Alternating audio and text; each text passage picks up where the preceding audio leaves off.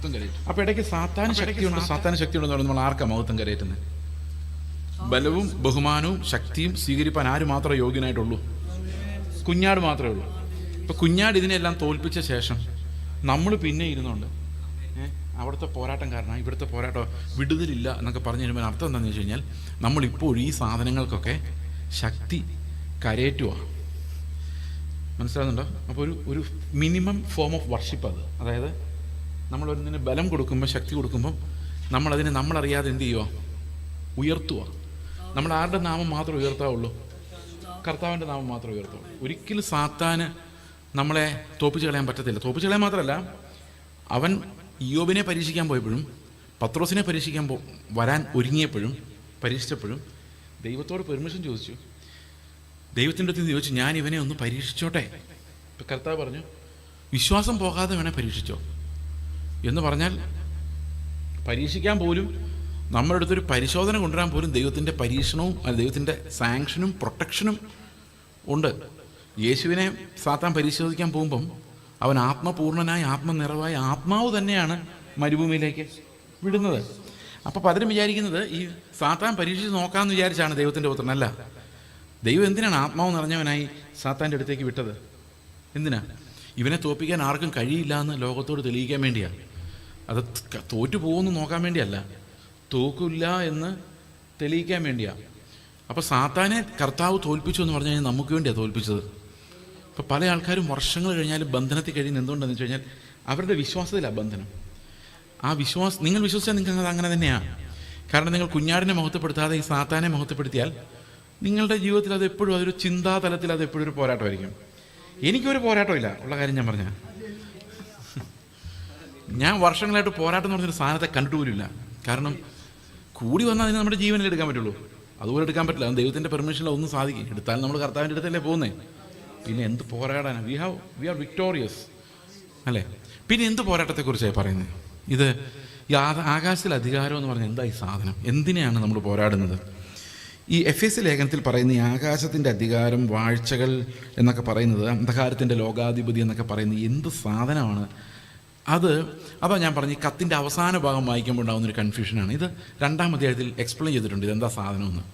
നമുക്ക് നോക്കാം എന്ത് സാധനമാണ് ഈ ആകാശത്ത് പോയി പതിയിരിക്കുന്നത് നമ്മളെ കീഴ്പ്പെടുത്താൻ വേണ്ടി. എഫേസ്യർ 2-ാം അധ്യായത്തിൻ്റെ 2-ാം വാക്യം, അവയിൽ മുൻപേ നിങ്ങൾ, ഞാൻ വായിച്ചോളാം കേട്ടോ. അതിൻ്റെ കാരണം എന്ന് വെച്ച് കഴിഞ്ഞാൽ കൺഫ്യൂഷൻ ഉണ്ടാവും, എവിടെ നിർത്തണം, എന്തോരം സ്പീഡ് വായിക്കണം.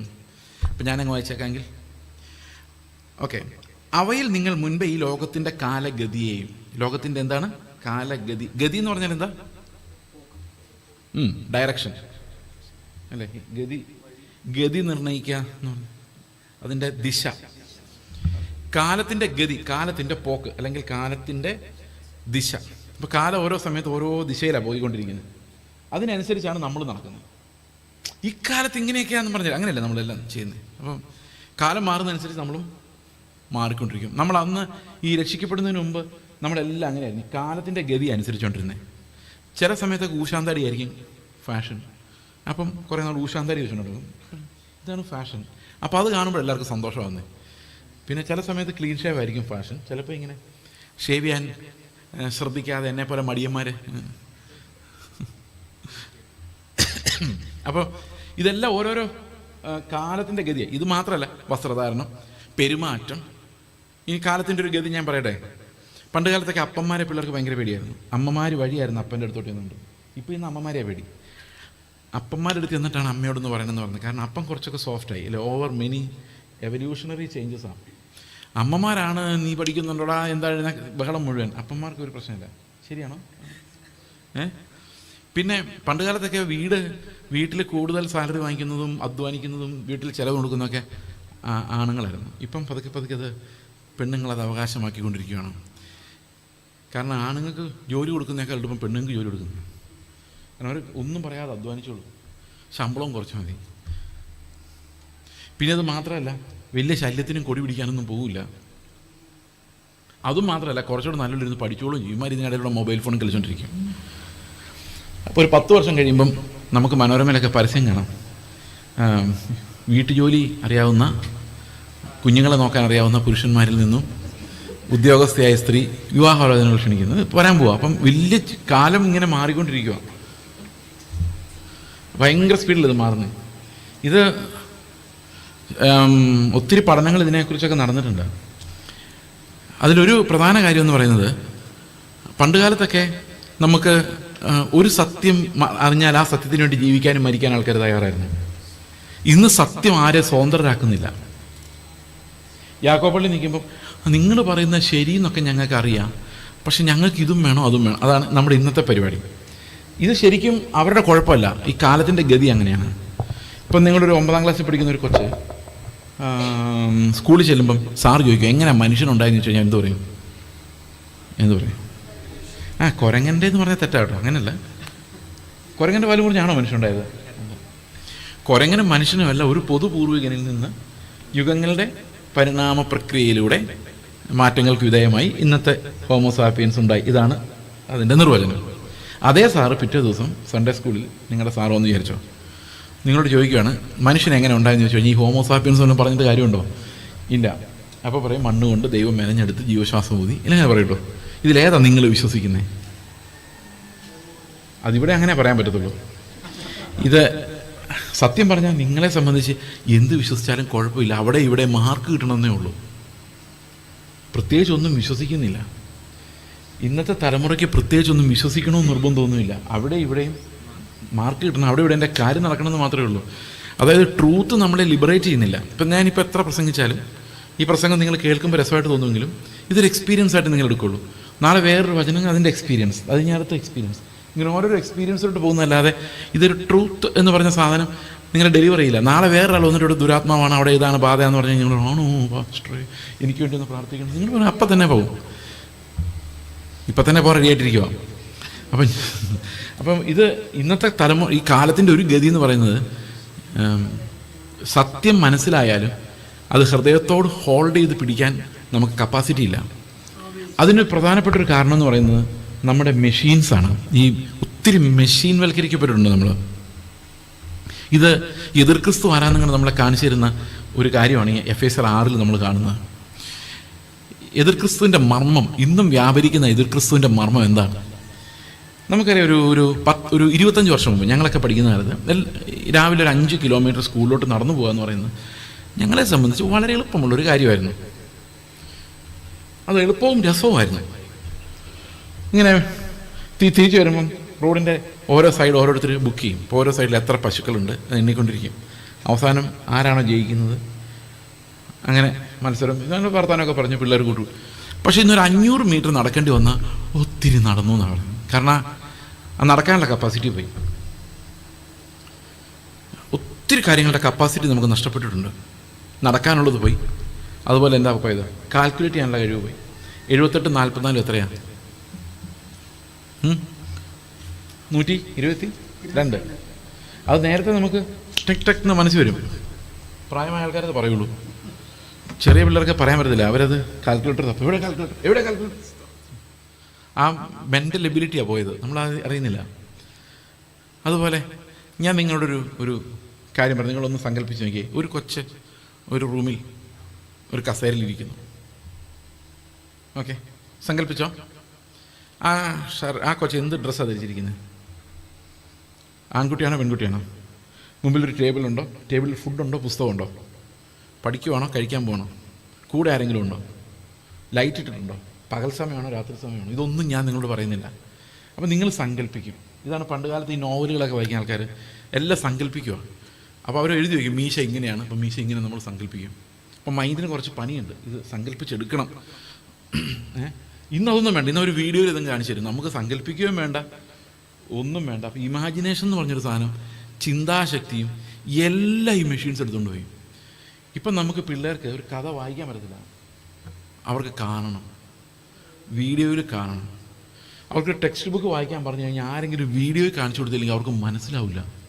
അത് കാരണം മനുഷ്യൻ്റെ വലിയൊരു ബ്രെയിനിൻ്റെ വലിയൊരു ഭാഗം ഈ അന്ത്യകാലത്ത് ഹൈജാക്ക് ചെയ്യപ്പെട്ടിരിക്കുക. നമുക്ക് ഉപയോഗിക്കാൻ പറ്റുന്നില്ല സ്കില്ലുകൾ. അതുകൊണ്ട് പുതിയ സാധനങ്ങളൊന്നും ആരും കണ്ടുപിടിക്കുന്നില്ല. ഉള്ളത് ഒക്കെ തട്ടിമുട്ടി മുമ്പോട്ട് പോകുന്നുള്ളതല്ലാതെ ഒരു റെവല്യൂഷണറി ആയിട്ടൊരു പുതിയ സാധനം കണ്ടെത്താൻ പറ്റാത്ത ഒരു തിയറിയുടെ സൈഡിലെല്ലാം ഭയങ്കര ഫെയിൽ. ഞാനിത് പറയാൻ കാരണം വെച്ച് കഴിഞ്ഞാൽ മനുഷ്യൻ വെറും പാവകളായി മാറിക്കൊണ്ടിരിക്കുകയാണ്. ഇപ്പോൾ നിങ്ങൾ യൂട്യൂബിൽ ഒരു ചാനൽ നോക്കുന്നു, ഒരു ചാനൽ അബദ്ധത്തിൽ നോക്കി അതേപോലുള്ള ചാനലുകൾ ഇങ്ങനെ വന്നുകൊണ്ടിരിക്കും അല്ലേ. അപ്പോൾ പതുക്കെ ഇപ്പോൾ ഇന്ന് പിണറായി വിജയനെതിരെ ഒരു ചാനൽ കണ്ടെന്ന് വിചാരിച്ചു. അത് കണ്ടു കഴിഞ്ഞപ്പോൾ ഇവൻ ദുഷ്ടൻ, എല്ലാം ദുഷ്ടന്മാരാണ്. ഞാൻ പറഞ്ഞത് എല്ലാം നല്ലവരുമാണ്, ദുഷ്ടന്മാരാണ്, മനുഷ്യരെല്ലാം അങ്ങനെയാണ്. കുറേ കഴിഞ്ഞപ്പം അതുപോലത്തെ കുറേ എണ്ണം വരും. ഇതൊരു 10-15 ആകുമ്പോൾ നമ്മളൊരു കടുത്ത വിരോധിയായിട്ട് മാറും. ഇവരെ നമ്മളെ പതുക്കെ നമ്മുടെ ഇഷ്ടങ്ങളനുസരിച്ച് നമ്മളെ മോൾഡ് ചെയ്ത് പതുക്കെ അവർ ചിന്തിപ്പിക്കുന്നവർ നമ്മളെ ചിന്തിപ്പിക്കും. അതെല്ലാ പാറ്റേണിലും അങ്ങനെയാണ്. നമ്മൾ ആരുടെയൊക്കെയോ നിയന്ത്രണത്തിൽ. ഇതെന്തിനാ ഇങ്ങനെ സംഭവിക്കുന്നത് വെച്ച് കഴിഞ്ഞാൽ എതിർ ക്രിസ്തു വരുന്നത് അങ്ങനെയാണ്. എതിർ ക്രിസ്തു എന്ന് പറയുന്നത് കൊമ്പും വാലും ഒക്കെ ഉള്ളൊരു സാധനമായിട്ടാണ് നമ്മൾ പലപ്പോഴും കാണുന്നത്. പക്ഷേ എതിർ ക്രിസ്തുവിനെ കുറിച്ച് നമ്മൾ ആദ്യം മനസ്സിലാക്കേണ്ടത് ആ എതിർ ക്രിസ്തുവിൽ സാത്താനുള്ളതിനേക്കാളും പങ്ക് മനുഷ്യനാണെന്നുള്ളതാണ്. സാത്താനാണോ എന്ന് വെച്ചാൽ ആണ്. പക്ഷെ അവിടെ പറയുന്നൊരു വാക്ക്, ബുദ്ധിയുള്ളവൻ മൃഗത്തിൻ്റെ സംഖ്യ ഗണിക്കട്ടെ, അത് ഒരു മനുഷ്യൻ്റെ സംഖ്യ. അതാണ് 666. ഇനി ഏദൻ തോട്ടത്തിൽ വെച്ച് ആദമിനോട് സാത്താൻ എന്താ പറയുന്നത്? ഞാനൊരു രാജ്യം തുടങ്ങാൻ പോവാണ്, നീ വന്നാൽ നിന്നെ മന്ത്രിയാക്കാന്നല്ല പറയുന്നത്, നീ ദൈവത്തെ പോലെ ആകാനാണ് പറയുന്നത്. അപ്പം എങ്ങനെയാണ് മനുഷ്യന് ദൈവത്തെ പോലെ ആകാൻ പറ്റുന്നത്? മനുഷ്യന് ദൈവത്തെ പോലെ ആകാൻ 2 വഴികളാണ് ഉള്ളത്. ഒന്നവന് ദൈവമെന്ന് തോന്നാം. നിങ്ങളുടെ വീട്ടിൽ ആരാ കാര്യങ്ങൾ തീരുമാനിക്കുന്നത്? ഭാര്യമാരെല്ലാം പറയാതെ ഞാൻ തകർക്കാൻ വന്നതല്ല കേട്ടോ, പണിയാൻ വന്നതാ, നിങ്ങൾ വിഷമിക്കണ്ട. ചിലതൊക്കെ തകർന്നാലേ നമുക്ക് ചിലതൊക്കെ പണിയാൻ പറ്റുള്ളൂ, അല്ലെ നമുക്കൊന്നും മനസ്സിലാവില്ല. ഈ ദൈവം ആരാന്ന് പോലും മനസ്സിലാവില്ല. അതാണ് ഇതിനകത്തെ പ്രശ്നം. ഓക്കെ. അപ്പോൾ ഈ ദൈവത്തിൻ്റെ സ്വഭാവം ഇങ്ങനെ, ദൈവത്തിന് പ്രത്യേകിച്ചൊരു സ്വഭാവമില്ല. നമ്മൾ തന്നെയാണ് നമ്മൾ സൃഷ്ടിച്ചു വെച്ചിരിക്കുന്ന ദൈവം. ഇതാണ് നമ്മുടെ അവസ്ഥ. ഓക്കെ. ഇനി വേറൊരു തട്ടിപ്പെന്ന് വെച്ചാൽ നമ്മൾ ചെറുപ്പത്തിലെ കുഞ്ഞുങ്ങളെ പഠിപ്പിക്കും, എന്തുണ്ടെങ്കിലും യേശുപ്പച്ചോണ്ട് ചോദിച്ചാൽ യേശുപ്പച്ച തരും, നീ പ്രാർത്ഥിക്കാത്തതുകൊണ്ടാണ് കിട്ടാത്തത്. അപ്പം കൊച്ചു വന്ന് ചോദിക്കും, എനിക്ക് ഒരു ഇൻസ്ട്രുമെൻറ്റ് ബോക്സ് വേണം പപ്പ. അപ്പം പപ്പയുടെ പൈസ ഉണ്ട്, വേണമെങ്കിൽ മേടിച്ച് കൊടുത്താൽ മതി. പക്ഷേ പുള്ളി പറയും, ഞാൻ വിശ്വാസം പഠിപ്പിക്കാൻ വേണ്ടി അതുകൊണ്ട് പറഞ്ഞിട്ടുണ്ട്, നീ യേശുപ്പച്ചോണ്ട് പ്രാർത്ഥിക്കുക, യേശുപ്പച്ച ഇൻസ്ട്രുമെൻറ്റ് ബോക്സ് തരും. ഇവൻ രാത്രി മുഴുവൻ ഇരുന്ന്, കർത്താവേ ഇൻസ്ട്രുമെൻറ്റ് ബോക്സ് തരണേ. പാവം കൊച്ചു വല്ല പറയും. പിറ്റേ ദിവസം രാവിലെ ആയപ്പം അപ്പൻ ഇൻസ്ട്രുമെൻറ്റ് ബോക്സ് കൊണ്ടുപോയി കൊടുക്കും, ഇവിടെ വെച്ചേക്കും. ഇപ്പം മേശപ്പുറത്ത് ഇരിക്കുക. അപ്പം പുള്ളി അറിയോ, രാത്രി യേശുപ്പച്ച എനിക്ക് ഇൻസ്ട്രുമെൻറ്റ് ബോക്സ് തന്നു. സാക്ഷ്യം പറഞ്ഞു. നമ്മൾ ഇത്രയും ഭയങ്കര വിശ്വാസി ലോകത്തില്ലെന്ന് ബാക്കിയുള്ളവർ വിചാരിക്കും. പക്ഷെ എന്താ സംഭവിക്കുന്നത്? കുറച്ച് കഴിയുമ്പോൾ സ്കൂളിൽ പോകുമ്പം ഇവൻ പ്രാർത്ഥിക്കും, കർത്താവ് എക്സാമിനേഷൻ എനിക്ക് 1ാം റാങ്ക് തരണേ, എന്നെ പാസ്സാക്കണേ. പക്ഷെ എന്ത് സംഭവിക്കും? പ്രാർത്ഥിക്കാത്ത കൊച്ചിന് 1ാം റാങ്ക്, ഇവന് 4ാം റാങ്ക്.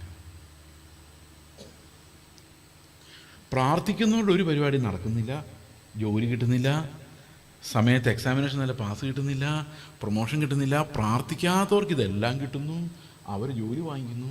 നമ്മുടെ പ്രവാചകന്മാരന്വേഷിച്ച് എന്താ പ്രവാചക വിടുതലില്ലാത്തത്? പ്രവാചകൻ പറഞ്ഞ അടുത്ത ഓഗസ്റ്റിലാണ് വിടുതൽ വരുന്നത്, അതുവരെ എന്തൊക്കെയോ തടസ്സങ്ങളുണ്ട്, അടുത്ത ഓഗസ്റ്റ് വരെ കാത്തിരിക്കണം. നമ്മൾ വിചാരിക്കാം, ഓഗസ്റ്റ് വരെ കാത്തിരുന്നാൽ മതിയാവോ? ഈ പ്രവാചകം മതിയോ? നമുക്ക് എങ്ങനെയെങ്കിലും കാര്യം നടന്നു കിട്ടണം. സഹോദരങ്ങളെ, അവസാനം വന്ന് പെന്തക്കോസ് എന്ന് പറഞ്ഞെങ്കിൽ ഒരൊറ്റ പരിപാടിയുള്ളൂ, വിടുതലെടുക്ക്, കാത്തിരിപ്പ്, പ്രവാചകൻ, നിങ്ങളുടെ വിഷയങ്ങളുടെ മേൽ ഇറങ്ങി വരുന്ന ദൈവം മാത്രം.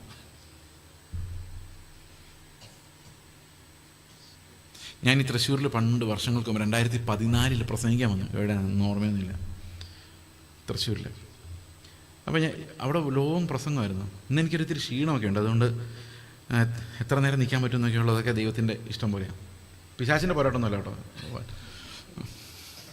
ഞാൻ അവനൊരു തുള്ളി പോലും മഹത്വം കൊടുക്കാൻ ഒരിക്കലും ആഗ്രഹിക്കുന്നില്ല. ഓക്കെ. അപ്പോൾ പ്രസംഗം കഴിഞ്ഞു. 10 മണി തൊട്ട് 3:30 വരെ പ്രസംഗമായിരുന്നു. ഇടയ്ക്ക് വെള്ളം പോലും കുടിക്കാൻ പറ്റില്ല. ഞാൻ ചോദിച്ചില്ല. ഉച്ചയായപ്പോൾ എനിക്ക് ഇത്തിരി വിശപ്പൊക്കെ തോന്നി. ഞാൻ പറഞ്ഞു, നമുക്കൊരു ബ്രേക്ക്, പൊക്കോട്ടെ എന്ന് പറഞ്ഞു. 3 മണി വരെ. 3 മണി കഴിഞ്ഞ് ഇപ്പോൾ ഒരു ആൻറ്റി എൻ്റെ അടുത്ത് വന്നിട്ട് ചോദിക്കുക, പാസ്റ്റർ പ്രസംഗം വളരെ നന്നായിരുന്നു, എനിക്കൊരു സംശയമുണ്ട്. എന്താ? എൻ്റെ മോൻ അമേരിക്കയിലും കാനഡയിലും പോകാനുള്ള സ്കോളർഷിപ്പ് കിട്ടിയിട്ടുണ്ട്, എവിടെ പോകുന്നതാണ് ദൈവത്തിൻ്റെ ഹിതം എന്നൊന്ന് പ്രാർത്ഥിച്ച് പറയാമെന്ന് ചോദിച്ചു. ഞാൻ പറഞ്ഞു, മുകളിലോട്ട് പോകുന്നതാണ് ദൈവത്തിൻ്റെ ഹിതം. ഈ കാനഡയിൽ പോകണോ അമേരിക്കയിൽ പോകണോ എന്നൊന്നും പറയാൻ എനിക്കറിയാം. ഇത് 2 സ്ഥലവും ഞാൻ കണ്ടിട്ടില്ല. മാത്രമല്ല ഇതിനകത്തൊക്കെ ഏതാ നല്ലതെന്ന് അറിയുന്നത് നിങ്ങൾ ഏതെങ്കിലും ഒരു എഡ്യൂക്കേഷൻ എക്സ്പേർട്ടിനെ പോയി കാണുക. എനിക്കിതൊക്കെ പറയാൻ എനിക്കറിയാമല്ലോ. എനിക്ക് ആകെ മുകളിലോട്ടുള്ള വഴിയല്ലാതെ വേറെ ഒരു വഴിയും എന്നെ കർത്താവ് ഏൽപ്പിച്ചിട്ടില്ല എന്ന് പറഞ്ഞാൽ എന്നാ ചെയ്യാൻ പറ്റും? നമ്മൾ വിചാരിക്കുന്ന ഈ പാസ്റ്റർമാരുടെ എല്ലാം പണി ഇത് പ്രാർത്ഥിച്ച് ഗണിച്ച് പറയുക എന്നുള്ളതാണ്. അമേരിക്കയാണോ കാനഡ, ഇതിനി അറിയാൻ വയ്യാത്ത പാസ്റ്റർ ആണെങ്കിൽ പറയുന്നത് അവനൊന്നും ഒരു അഭിഷേകമില്ല. ഈ അമേരിക്കൻ കാനഡയും കാണിച്ചു വരുന്ന ഒരുത്തനെ കണ്ട എൻ്റെ സഹോദരങ്ങളെ, ഇത് നമ്മളെ തന്നെ നമ്മൾ ദൈവം എന്ന് വിളിക്കുന്നത്. We are deciding. അത് മാത്രമാണോ നമുക്ക് 1000 രൂപ തന്നാൽ 100 രൂപ കൃത്യമായിട്ട് കമ്മീഷൻ കൊടുത്തിട്ടാണ് ദൈവത്തെ കൊണ്ട് ഓരോ കാര്യങ്ങൾ ചെയ്യിപ്പിക്കുന്നത്. എന്നോടൊരാൾ ചോദിച്ചാൽ പാസ്റ്റർ 25,000 രൂപയുടെ ദശാംശം എന്ന് പറഞ്ഞാൽ 2,500 രൂപ തന്നെയല്ലേ? ഞാൻ പറഞ്ഞത് ഞാൻ റെഗുലറായിട്ട് കൊടുക്കുന്നുണ്ട്, എൻ്റെ ഒരു കാര്യവും ദൈവം സാധിച്ചു തരുന്നില്ലെന്ന്. അപ്പം കൂലി വരെ കൊടുത്തു തുടങ്ങി.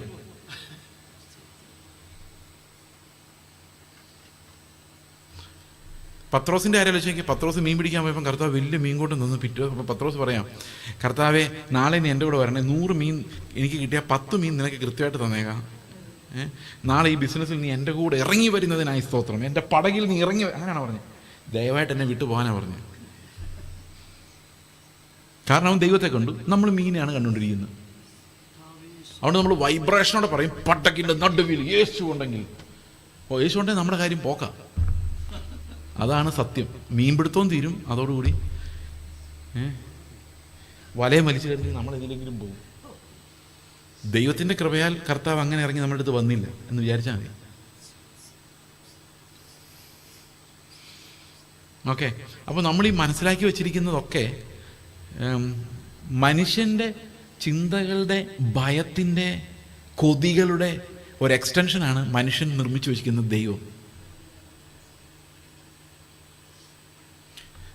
ഈ ദൈവത്തെ പ്രസാദിപ്പിക്കാൻ എന്നെ സഹായിക്കും എന്ന് വിചാരിക്കുന്ന മതം. എന്നിട്ട് കുഞ്ഞുങ്ങൾക്ക് എന്ത് സംഭവിക്കുന്നറിയോ? ഇവർ കുറേ കഴിയുമ്പോൾ പ്രാർത്ഥിക്കുന്നതിലൊന്നും നടക്കുന്നില്ല. ഇവരുടെ ഉള്ളിൽ അറിയാം ഈ പ്രാർത്ഥിച്ചാലൊന്നും നടക്കില്ല, പക്ഷെ അവർ വെളിയിൽ കാണിക്കില്ല. അവരുടെ ഉള്ളിൽ നിന്ന് ആ ഫെയ്ത്ത് പതുക്കെ പതുക്കെ പോയി. പിന്നെ നിങ്ങൾ പറയുമ്പം അവർ വന്നിരിക്കും, പറയുമ്പം അവർ പി എന്ന് വയ്ക്കും, പറയുമ്പോൾ അവർ ബൈബിൾ ക്വിസിൽ പങ്കെടുക്കും, പാട്ടുപാടും, ടാലൻ്റ് കാണിക്കും. പക്ഷെ അവരുടെ ഉള്ളിൽ കർത്താവ് നടത്തും എന്നൊരു ഫെയ്ത്ത് പോയി. അവരുടെ പിള്ളേരുടെ കാലം വരുമ്പോഴേക്കും അത്രയും പോലും കാണുന്നില്ല. അതുകൊണ്ട് പെന്തക്കോസ്തിൻ്റെ 4ാം ജനറേഷനായാലും 3ാം ജനറേഷനായാലും ഇത് അവസാനത്തെ ജനറേഷൻ ആകാനുള്ള സാധ്യതയാണ് ഏറ്റവും കൂടുതൽ ഫ്രണ്ടിൽ നിൽക്കുന്നത്. ഞാൻ തമാശയായിട്ട് പറഞ്ഞതല്ല, ഇത് വളരെ ഗൗരവമായിട്ട് നമ്മൾ ചിന്തിക്കേണ്ട ഒരു കാര്യമാണ്. There is no faith. ഈ ഫെയ്ത്ത് ഇല്ല, അല്ലെങ്കിൽ നമ്മൾ താളം തെറ്റി പോയിട്ടുണ്ട്, നമ്മൾ തോറ്റു പോയിട്ടുണ്ടെന്നുള്ളതിൻ്റെ ഒരു എക്സാമ്പിളോടെ ഞാൻ നിങ്ങളോട് പറയാം. ഞാൻ ഇത് നിങ്ങളോടൊരു ചോദ്യമായിട്ട് എടുത്തോ, നിങ്ങളോട് ചോദിക്കണമെന്ന് ആഗ്രഹമുണ്ട്. പക്ഷേ നിങ്ങൾ നേരത്തെ എൻ്റെ പ്രസംഗങ്ങളൊക്കെ കേട്ടിട്ടുള്ളവരാണെങ്കിൽ ചിലപ്പോൾ ഇതിൻ്റെ ഉത്തരം നിങ്ങൾക്ക് പെട്ടെന്ന് പിടികിട്ടും. അതുകൊണ്ട് ഞാൻ നിങ്ങളോട് ചോദിക്കുന്നില്ല. ഞാനൊരു ദിവസം AGയുടെ തന്നെ എറണാകുളത്തുള്ളൊരു ചർച്ചിൽ പ്രസംഗിക്കും. ഞാൻ അവരോട് ഇങ്ങനെ ചോദിച്ചു, നിങ്ങളുടെ അവസ്ഥയ്ക്ക് മാറ്റം വരും, നിങ്ങളുടെ ദാരിദ്ര്യത്തിൽ നിങ്ങൾ രക്ഷപ്പെടും, നിങ്ങളുടെ കടഭാരങ്ങൾ മാറും, രോഗങ്ങൾ സൗഖ്യമാകും, നിങ്ങളുടെ ബിസിനസ്സിനെ അഭിവൃദ്ധിപ്പെടുത്തും, തലമുറയെ അനുഗ്രഹിക്കും, പിന്നെന്താ, കടഭാരങ്ങൾ മാറും. 100% വിശ്വാസമുള്ളവരൊന്ന് കൈവക്കാൻ പറഞ്ഞു. എല്ലാവരും കൈവക്കി. പുറകോട്ട് നോക്കി, പുറകോട്ട് 3-4 പാസ്റ്റർമാരുണ്ടായിരുന്നു, അവരെല്ലാവരും കൈവക്കി. എല്ലാവർക്കും വിശ്വാസമല്ല, അതെല്ലാം വിശ്വാസമുണ്ടോ? വിശ്വാസമുണ്ടോ? അടുത്ത ചോദ്യം. ഇപ്പോൾ സമയം 12:10 12:15 കർത്താവ് വന്നാൽ 100% ഞാൻ കർത്താവിൻ്റെ അടുത്ത് പോയിരിക്കും എന്ന് 100%, 99.9 അല്ല, 100% ഉറപ്പുള്ളൊരു കൈവക്കാൻ പറഞ്ഞു. നിങ്ങളോട് ഞാൻ ചോദിക്കുവാന്ന് വിചാരിച്ചോ, കൈവക്കണ്ട, വെറുതെ എന്തിനാ? ഒരൊറ്റ ആൾ പോലും കൈവക്കില്ല. പുറകോട്ട് നോക്കിയപ്പോൾ ആരും കൈവക്കിയിട്ടില്ല. ഒരു കാര്യം ഉറപ്പാണ്, ആശിക്കുന്നൊക്കെ ഉറപ്പാണെങ്കിലും അതൊക്കെ ഇവിടെയാണ്. കുറേ നാളായിട്ട് ഈ സ്വർഗത്തിൽ പോകുന്നുള്ളൊരു ആശയം പോയി, ഉറപ്പും പോയി. പിന്നെ വിശ്വാസം ഉണ്ടോ എന്ന് ചോദിച്ചാൽ ഉണ്ട്. അതെന്ത് വിശ്വാസമാണ്? ആശിക്കുന്നതിൻ്റെ ഉറപ്പല്ല, മോഹിക്കുന്നതിൻ്റെ ഉറപ്പാണ്. പ്രത്യാശ പണ്ടേ പോയി.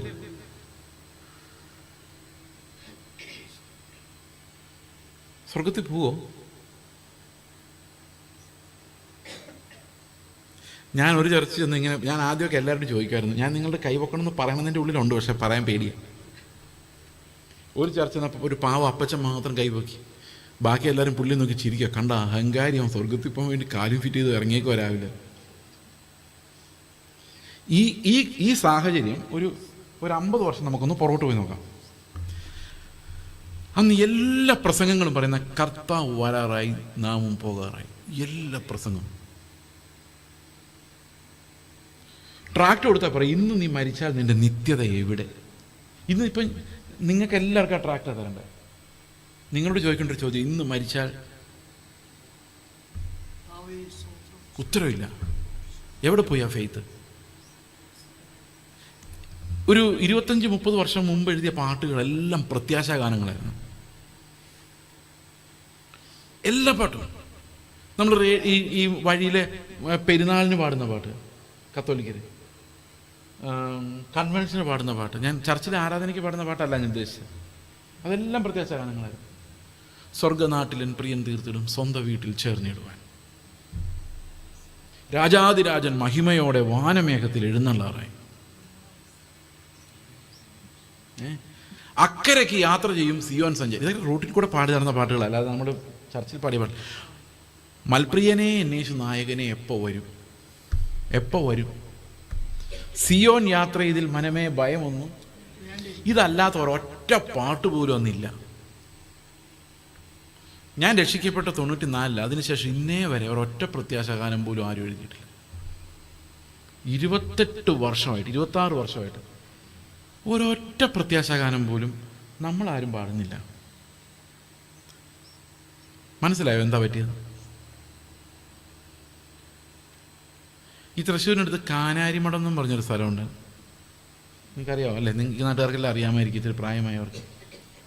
അന്ന് മനോരമയിൽ അവരുടെ പരസ്യം കാണുമായിരുന്നു. നിങ്ങൾക്ക് സാമ്പത്തിക പ്രശ്നങ്ങളുണ്ടോ, കുടുംബ പ്രശ്നങ്ങളുണ്ടോ, ദാമ്പത്യ പ്രശ്നങ്ങളുണ്ടോ, കടഭാരമുണ്ടോ, ഞങ്ങളെ സമീപിക്കുക.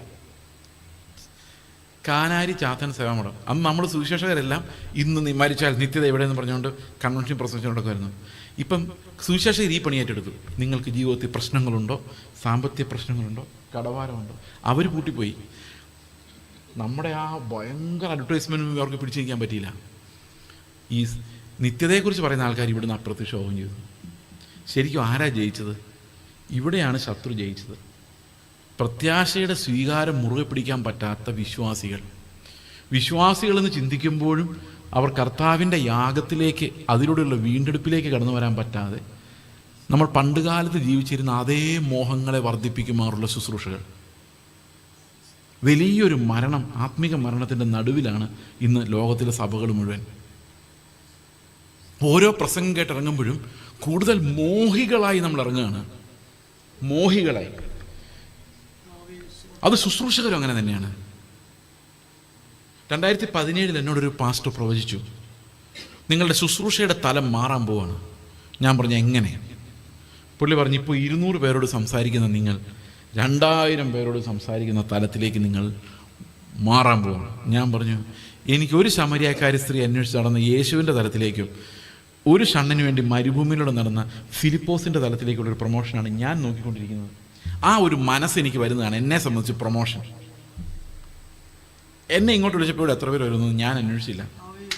എനിക്കത് അന്വേഷിക്കേണ്ട കാര്യമില്ല. എനിക്ക് ഇന്ന് ടൈം ഉണ്ടായിരുന്നു. ടൈം ഉണ്ടെങ്കിൽ ഒരാളോട് സുവിശേഷം പറയുക, അത്രയേ ഉള്ളൂ. അതിന് വേണ്ടിയുള്ളൊരു അവസരം എവിടെ കിട്ടിയാലും ഞാൻ പോകും. 4 പേരുണ്ട്. കഴിഞ്ഞ ദിവസം ഞാൻ സംസാരിച്ചത് 3 പേരുണ്ടായിരുന്നു. ചുമ്മാ വീട്ടിലിരിക്കുന്നതിനൊക്കെ എന്നോട് പറഞ്ഞ് ഇങ്ങനെ എല്ലാ മീറ്റിങ്ങിനും പോയാൽ നമ്മുടെ വില പോകുന്നു. വില നമ്മൾ വലിയ വലിയ മീറ്റിങ്ങിന് മാത്രം പോയാലേ നമുക്കൊരു വില ഉണ്ടാവുള്ളൂ. 2-3 പേരെടുത്ത് പ്രസംഗിച്ചാൽ ഇവൻ എല്ലായിടത്തും വിളിച്ചപ്പോൾ ഇതൊക്കെ ബിസിനസിൻ്റെ തന്ത്രങ്ങളാണ്. അപ്പോൾ ഇദ്ദേഹം എന്നോട് പറയുക, പാസ്റ്ററെ ഞാൻ പ്രവചിക്കുന്നില്ല, അതുപോലെ നടക്കുന്നുണ്ട്. ഇതും നടക്കുമായിരിക്കും. പക്ഷേ ഞാൻ ഏത് ആത്മാവിലാണ് പ്രവചിക്കുന്നത് എനിക്കിപ്പോൾ സംശയം തോന്നുന്നു. ഞാൻ പറഞ്ഞ സംശയിക്കാനൊന്നുമില്ല. പുള്ളി ഉടനെ അത് വിട്ടു. ഇപ്പോൾ പ്രവചിക്കുന്നില്ല, ഇപ്പോൾ ജോലി ചെയ്ത് ജീവിക്കുക. ഒരു പ്രസംഗം കേട്ട്, ഒരു പ്രവചനം കേട്ടിറങ്ങുമ്പോഴേക്കും അടുത്ത കാലത്തെങ്കിലും കർത്താവ് വരല്ലേ, ഇനി കുറേ കൂടെ വിടുതൽ ബാക്കിയുണ്ട്, എൻ്റെ വീട് പണി തീർന്നിട്ടില്ല, എൻ്റെ മക്കൾ സെറ്റിലായിട്ടില്ല, അതെല്ലാം കഴിഞ്ഞ് കർത്താവ് വന്നാൽ മതി എന്നാണ് തോന്നുന്നതെങ്കിൽ you are in a big trouble. നിങ്ങൾ വേറൊരു ആത്മാവിനാൽ ശുശ്രൂഷിക്കപ്പെടുന്നുണ്ട്. അത് പ്രത്യാശ വർദ്ധിപ്പിക്കുന്ന ആത്മാവല്ല, മോഹങ്ങൾ ജനിപ്പിക്കുന്ന ആത്മാവാണ്, അത്യാഗ്രഹത്തെ വർദ്ധിപ്പിക്കുന്ന ആത്മാവ്. ശുശ്രൂഷപരമായി മാത്രമേ. ഇപ്പോൾ ഒരു ഉദാഹരണത്തിന് നിങ്ങളൊരു വീടിന് വേണ്ടി പ്രാർത്ഥിക്കും. 2 മുറിയുള്ള ഒരു വീടിന് വേണ്ടി പ്രാർത്ഥിക്കുന്നതാണോ 2 നിലയുള്ള ഒരു വീടിന് വേണ്ടി പ്രാർത്ഥിക്കുന്നതാണോ വിശ്വാസം? ഏതാ വിശ്വാസം? കൂടുതൽ വിശ്വാസം ഉണ്ടെങ്കിൽ നിങ്ങൾ എന്ത് ചെയ്യും?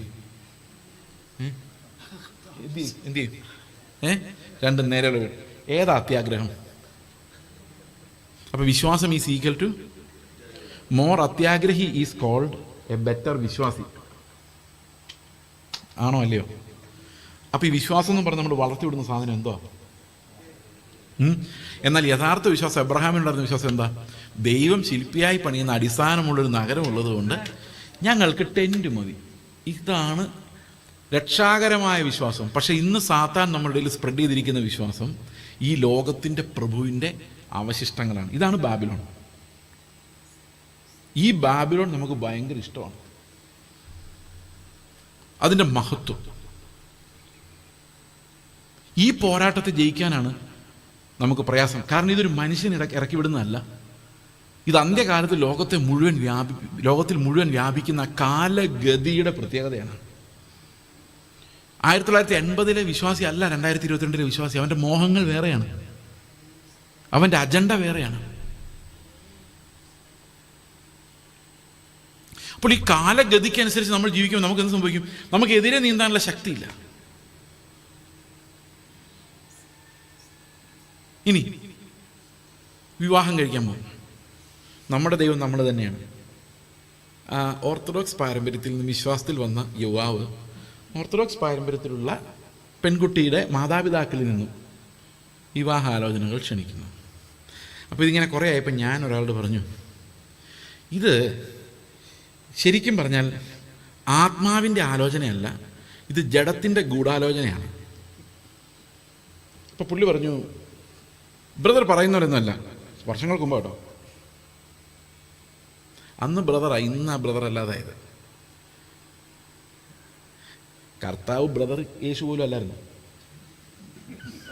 വെറും യേശു ക്രിസ്തു ആയിരുന്നു. ഇനി കേഫാവിനോട് പൗലോസ് സംസാരിക്കുമ്പോൾ റവറൻഡ് കേഫ, ബ്രദർ കേഫ, പാസ്റ്റർ കേഫ പോലും പറഞ്ഞാൽ നമുക്ക് എന്തോ ഒരു അസ്വസ്ഥത തോന്നും. ഇതെന്തോ ഒരു സ്പെല്ലിംഗ് മിസ്റ്റേക്ക് ഉണ്ടല്ലോ. പക്ഷെ പാസ്റ്റർ ചേസ് എന്ന് പറഞ്ഞാൽ അത് തോന്നാത്തതിൻ്റെ കാരണം അന്തകാലമല്ല ഇന്ത കാലം എന്നുള്ളതാണ്. അന്ത ആളല്ല ഇന്ത ആൾ. അതുകൊണ്ട് ഓക്കെ. അപ്പോൾ കല്യാണം, അപ്പം പുള്ളി പറയാണ്, അത് ഒരു വിവാഹം എന്ന് പറഞ്ഞാൽ 2 വ്യക്തികൾ തമ്മിലുള്ള ബന്ധമല്ല, പിന്നെ പറ 2 കുടുംബങ്ങൾ തമ്മിലുള്ള. ഇത് എവിടെ നിന്ന് കിട്ടിയത്? ബൈബിളിലുണ്ടോ അങ്ങനെ? ബൈബിളിൽ എഴുതിയിരിക്കുന്ന സ്ത്രീ അവളുടെ പിതൃഗ്രഹത്തെ മറന്നു, പുരുഷൻ അവൻ്റെ അപ്പനെ അമ്മയും വിട്ടു ഭാര്യയോട് പറ്റിച്ചേരുന്നു. അല്ല അപ്പുറത്തെ അമ്മായിപ്പനും അമ്മയും ഇപ്പുറത്തെ അമ്മായിപ്പനും അമ്മയും ഇരുന്ന് കപ്പയും മീനിൽ നിന്ന് ഗോസി പഠിക്കാനുള്ള പരിപാടിയല്ല കല്യാണം എന്ന് പറയുന്നത്. ഇനി ഞാൻ ഞെട്ടിപ്പിക്കുന്ന ഒരു കാര്യം കൂടെ പറയാം. പെൺപിള്ളേരോട് ഇത് സീരിയസ് ആയിട്ട് എടുക്കരുത്. സീരിയസ് ആയിട്ട് എടുത്താൽ നമ്മുടെ സമൂഹം സമ്മതിക്കില്ല. ഈ കല്യാണം കഴിച്ച് കഴിഞ്ഞാൽ പെൺകുട്ടി ആൺകുട്ടിയുടെ വീട്ടിൽ പോയി താമസിക്കണമെന്ന് ബൈബിളിലുണ്ടോ? ബൈബിളിലില്ല. അപ്പനെ അമ്മയും വിട്ട്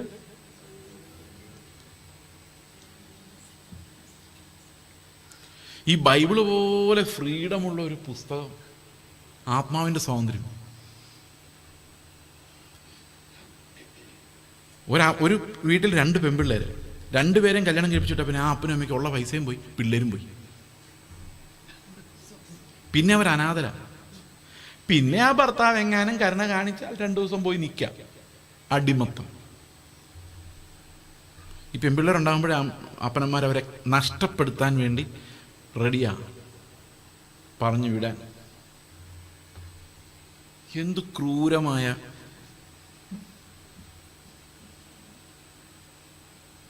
ഇത് എവിടെ ചെന്ന് അവസാനിക്കില്ല ഞാൻ ഇങ്ങനെ പോയാൽ. ഞാൻ വിശ്വസിക്കുന്നത് ഇവിടെയുള്ള മെയിൽ ഷോവനിസ്റ്റുകളെ, പുരുഷാധിപതികളെ ഞാൻ ആഗ്രഹിക്കുന്നത് ഒരു വീട്ടിലൊരു ആൺകുട്ടിയോ പെൺകുട്ടിയോ ഉണ്ടായാൽ അവർ വിവാഹം കഴിച്ചു വിട്ടാൽ ആ പെൺകുട്ടി ആൺകുട്ടിയും തീരുമാനിക്കേണ്ടത് ഞങ്ങൾക്ക് 2 മാതാപിതാക്കളുണ്ടെന്നും 2 പേരും ഒരുപോലെയാണെന്നും, ഭർത്താവിൻ്റെ വീട്ടിൽ അവരുടെ പേരൻസിന് എത്ര പ്രിയപ്പെട്ടതാണോ ഭർത്താവ്, അതുപോലെ തന്നെ ഈ പെൺകുട്ടിയുടെ അപ്പനും അമ്മയ്ക്കും ഈ പെൺകുട്ടിയും പ്രിയപ്പെട്ടതാണെന്നും അവർക്കൊരു മകൾ നഷ്ടപ്പെടരുതെന്ന് ഈ ഭർത്താവ് എന്ന ആൾക്ക് തോന്നണം. ഇന്ന് പറയണ്ട കാര്യമല്ലേ. അപ്പം ഞാൻ പറഞ്ഞു വന്നത്, ഇതെല്ലാം നമ്മൾ ഈ കാലഗതി അനുസരിച്ചാണ്. അത് മാത്രമല്ല, അടുത്ത വാക്യം പറയുന്ന കാലഗതിയെയും ആകാശത്തിൻ്റെ അധികാരത്തിനും. അതേതാ സാധനം? അതാണല്ലോ നമ്മുടെ പോരാട്ടം ഉള്ളത്. നമ്മൾ 6-ാം അധ്യായത്തിൽ പറഞ്ഞ പോരാട്ടം, ഈ ആകാശത്തിലെ അധിപതി. അതെന്താ സാധനം? അടുത്ത വാക്യം, ആകാശത്തിലെ അധികാരത്തിനും അനുസരണക്കേടിൻ്റെ മക്കളിൽ ഇപ്പോൾ വ്യാപരിക്കുന്ന ആത്മാവിനും അധിപതിയായവനെയും അനുസരിച്ച് നടന്നു. അപ്പം നമ്മൾ പോരാടുന്നത് എന്തിനോടാ? നമ്മുടെ തന്നെ പഴയ നടപ്പിനോടല്ലേ? ആണോ അല്ലയോ? നമ്മളെ പണ്ട് നടത്തിയ ടെറിട്ടോറിയൽ സ്പിരിറ്റ്സ്, ദേശത്തിൻ്റെ അതാ ദേശാധിപതി. അല്ലാതെ ഇവിടെ ഒരു കൊമ്പും മാലുമുള്ള ദേശാധിപതി. ഓരോ ദേശത്തിൻ്റെയും കൾച്ചർ അനുസരിച്ചും സംസ്കാരം അനുസരിച്ചും പാപബോധത്തെ അനുസരിച്ചും നമ്മളെ നടത്തിക്കൊണ്ടു പോകുന്ന അനുസരണക്കേടിൻ്റെ മക്കളിൽ ഇപ്പോൾ വ്യാപരിക്കുന്ന അതേ ആത്മാവിനനുസരിച്ച് നമ്മൾ പണ്ട് നടന്നതാ. മനസ്സിലായോ? ആ പണ്ട് നടന്ന ആ നടപ്പിനോടാണ് നമ്മൾ പോരാടുന്നത്. അതിൽ നമ്മൾ മരിച്ചവരായിരുന്നു, എന്നാൽ അതിൽ നമ്മൾ ദൈവം നമ്മളെ ഉയർപ്പിച്ചിരിക്കുന്നു. അപ്പം നമുക്ക് പോരാട്ടമുള്ളത് ജഡത്തോടോ രക്തത്തോടോ അല്ല, പിന്നെയോ ഈ അനുസരണക്കേടിൻ്റെ മക്കളിൽ ഇപ്പോൾ വ്യാപരിക്കുന്നതും ഒരു കാലത്ത് നമ്മളിൽ വ്യാപരിച്ചിരുന്നതുമായ ആകാശത്തിലെ അധിപതി. ഈ ആകാശത്തിലെ അധിപതി ഇപ്പം എന്താ ചെയ്തുകൊണ്ടിരിക്കുന്ന അറിയോ? ആകാശത്തിലെ അധിപതി ഇപ്പം എന്താ ചെയ്തുകൊണ്ടിരിക്കുന്ന അറിയോ?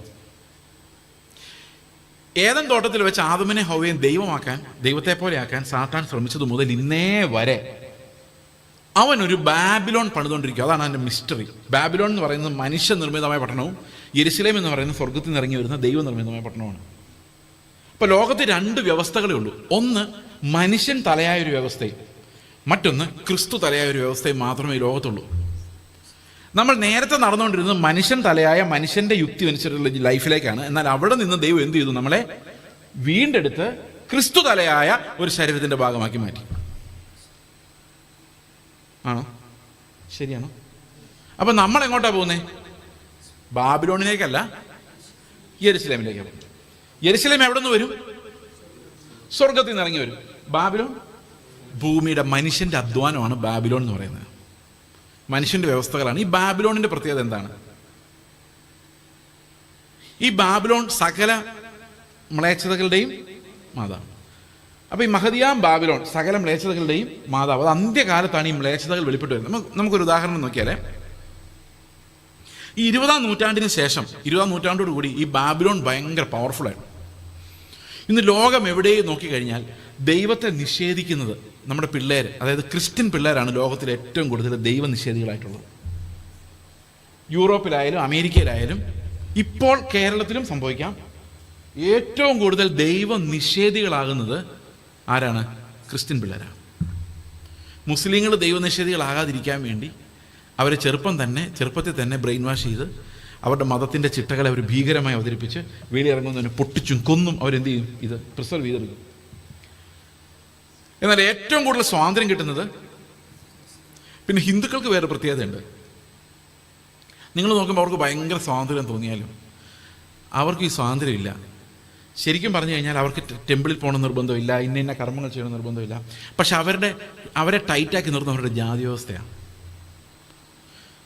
അവർക്ക് ദൈവത്തിൽ വിശ്വാസം ഇല്ലെങ്കിലും ഈ ജാതിയിൽ വിശ്വാസമാണ്. അതെന്തുകൊണ്ടാണെന്ന് വെച്ച് കഴിഞ്ഞാൽ ഇതിനെ ഈ ആധുനിക കാലഘട്ടത്തിൽ അതിനെ വിളിക്കുന്ന ഉത്തരാധുനികത എന്ന്. നിങ്ങൾ കേട്ടിട്ടുണ്ടോ? ആരെങ്കിലും? ഇല്ലായിരിക്കും. കേട്ടിട്ടുണ്ടോ? ഓക്കെ. ഉത്തരാധുനികതയുടെ പ്രത്യേകത എന്ന് വെച്ച് കഴിഞ്ഞാൽ, നമുക്ക് ഒരു എക്സാമ്പിൾ ഞാൻ പറയാം. ഞാൻ നേരത്തെ പറഞ്ഞ സൺഡേ സ്കൂൾ ടീച്ചറിൻ്റെ എക്സാമ്പിൾ ഉണ്ടല്ലോ, അവിടെ അത് ശരി, ഇവിടെ ഇത് ശരി. നമ്മൾ ഒരു ട്രൂത്തിനോടും കമ്മിറ്റഡ് അല്ല. ഓക്കെ, ഒരു ട്രൂത്തിനോടും കമ്മിറ്റഡ് അല്ല. ഞാനത് കുറച്ചുകൂടെ വിശദമായിട്ട് ബൈബിളിൽ നിന്ന് തന്നെ പറയാം, അപ്പം കുറച്ചുകൂടെ മനസ്സിലാവും. നിക്കോദമോസിൻ്റെ കർത്താവ് പറഞ്ഞു, ആത്മാവ് ജനിക്കുന്നവനല്ല എങ്ങനെയാവുമെന്ന് പറഞ്ഞേ? കാറ്റ് പോലെ ആവുന്നു. ഓർമ്മ ബൈബിളിൽ വായിച്ചിട്ടുണ്ടോ? എങ്ങനെയാണ് പറഞ്ഞേക്കുന്നത്? നമുക്കൊന്ന് വായിച്ചു നോക്കിയാലോ നിക്കോദമോസായിട്ടുള്ള കോൺവെർസേഷൻ. അപ്പോൾ നമുക്ക് ഈ പോരാട്ടത്തെക്കുറിച്ചൊരു പിക്ചർ ഉണ്ടാവും.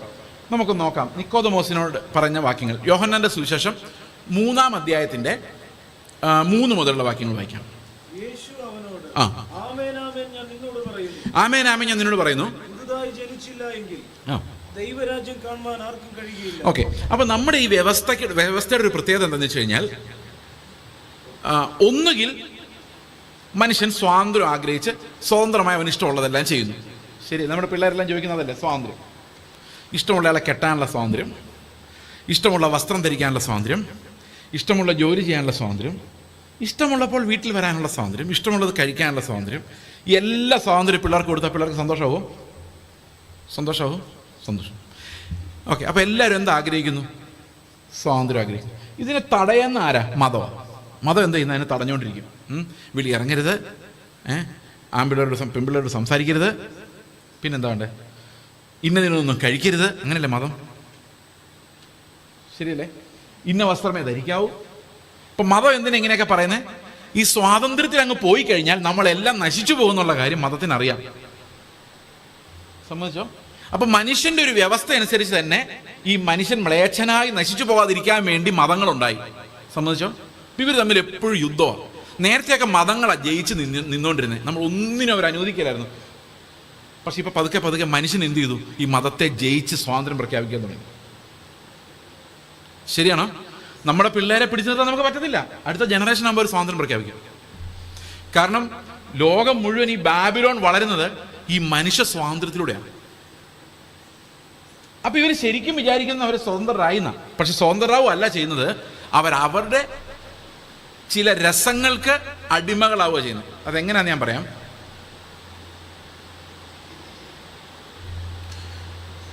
ഇപ്പൊ നമ്മളൊരു സുഹൃത്തിനെ ഉണ്ടാക്കുന്നു. എങ്ങനെയാണ് ഒരു സുഹൃത്തിനെ ഉണ്ടാക്കുന്നത്? നിങ്ങളുടെ ഏറ്റവും ബെസ്റ്റ് സുഹൃത്തിനെ നിങ്ങളുടെ മനസ്സിൽ കണ്ടേ. ഗേൾ ഫ്രണ്ട് ബോയ് ഫ്രണ്ട് ഒന്നും വിചാരിച്ചേക്കല്ല, നിങ്ങളുടെ ഏറ്റവും അടുത്ത സുഹൃത്ത്. ഓക്കെ, ആ സുഹൃത്തുമായിട്ട് നിങ്ങൾക്ക് സമയം ചെലവഴിക്കാൻ ഇഷ്ടമാണോ?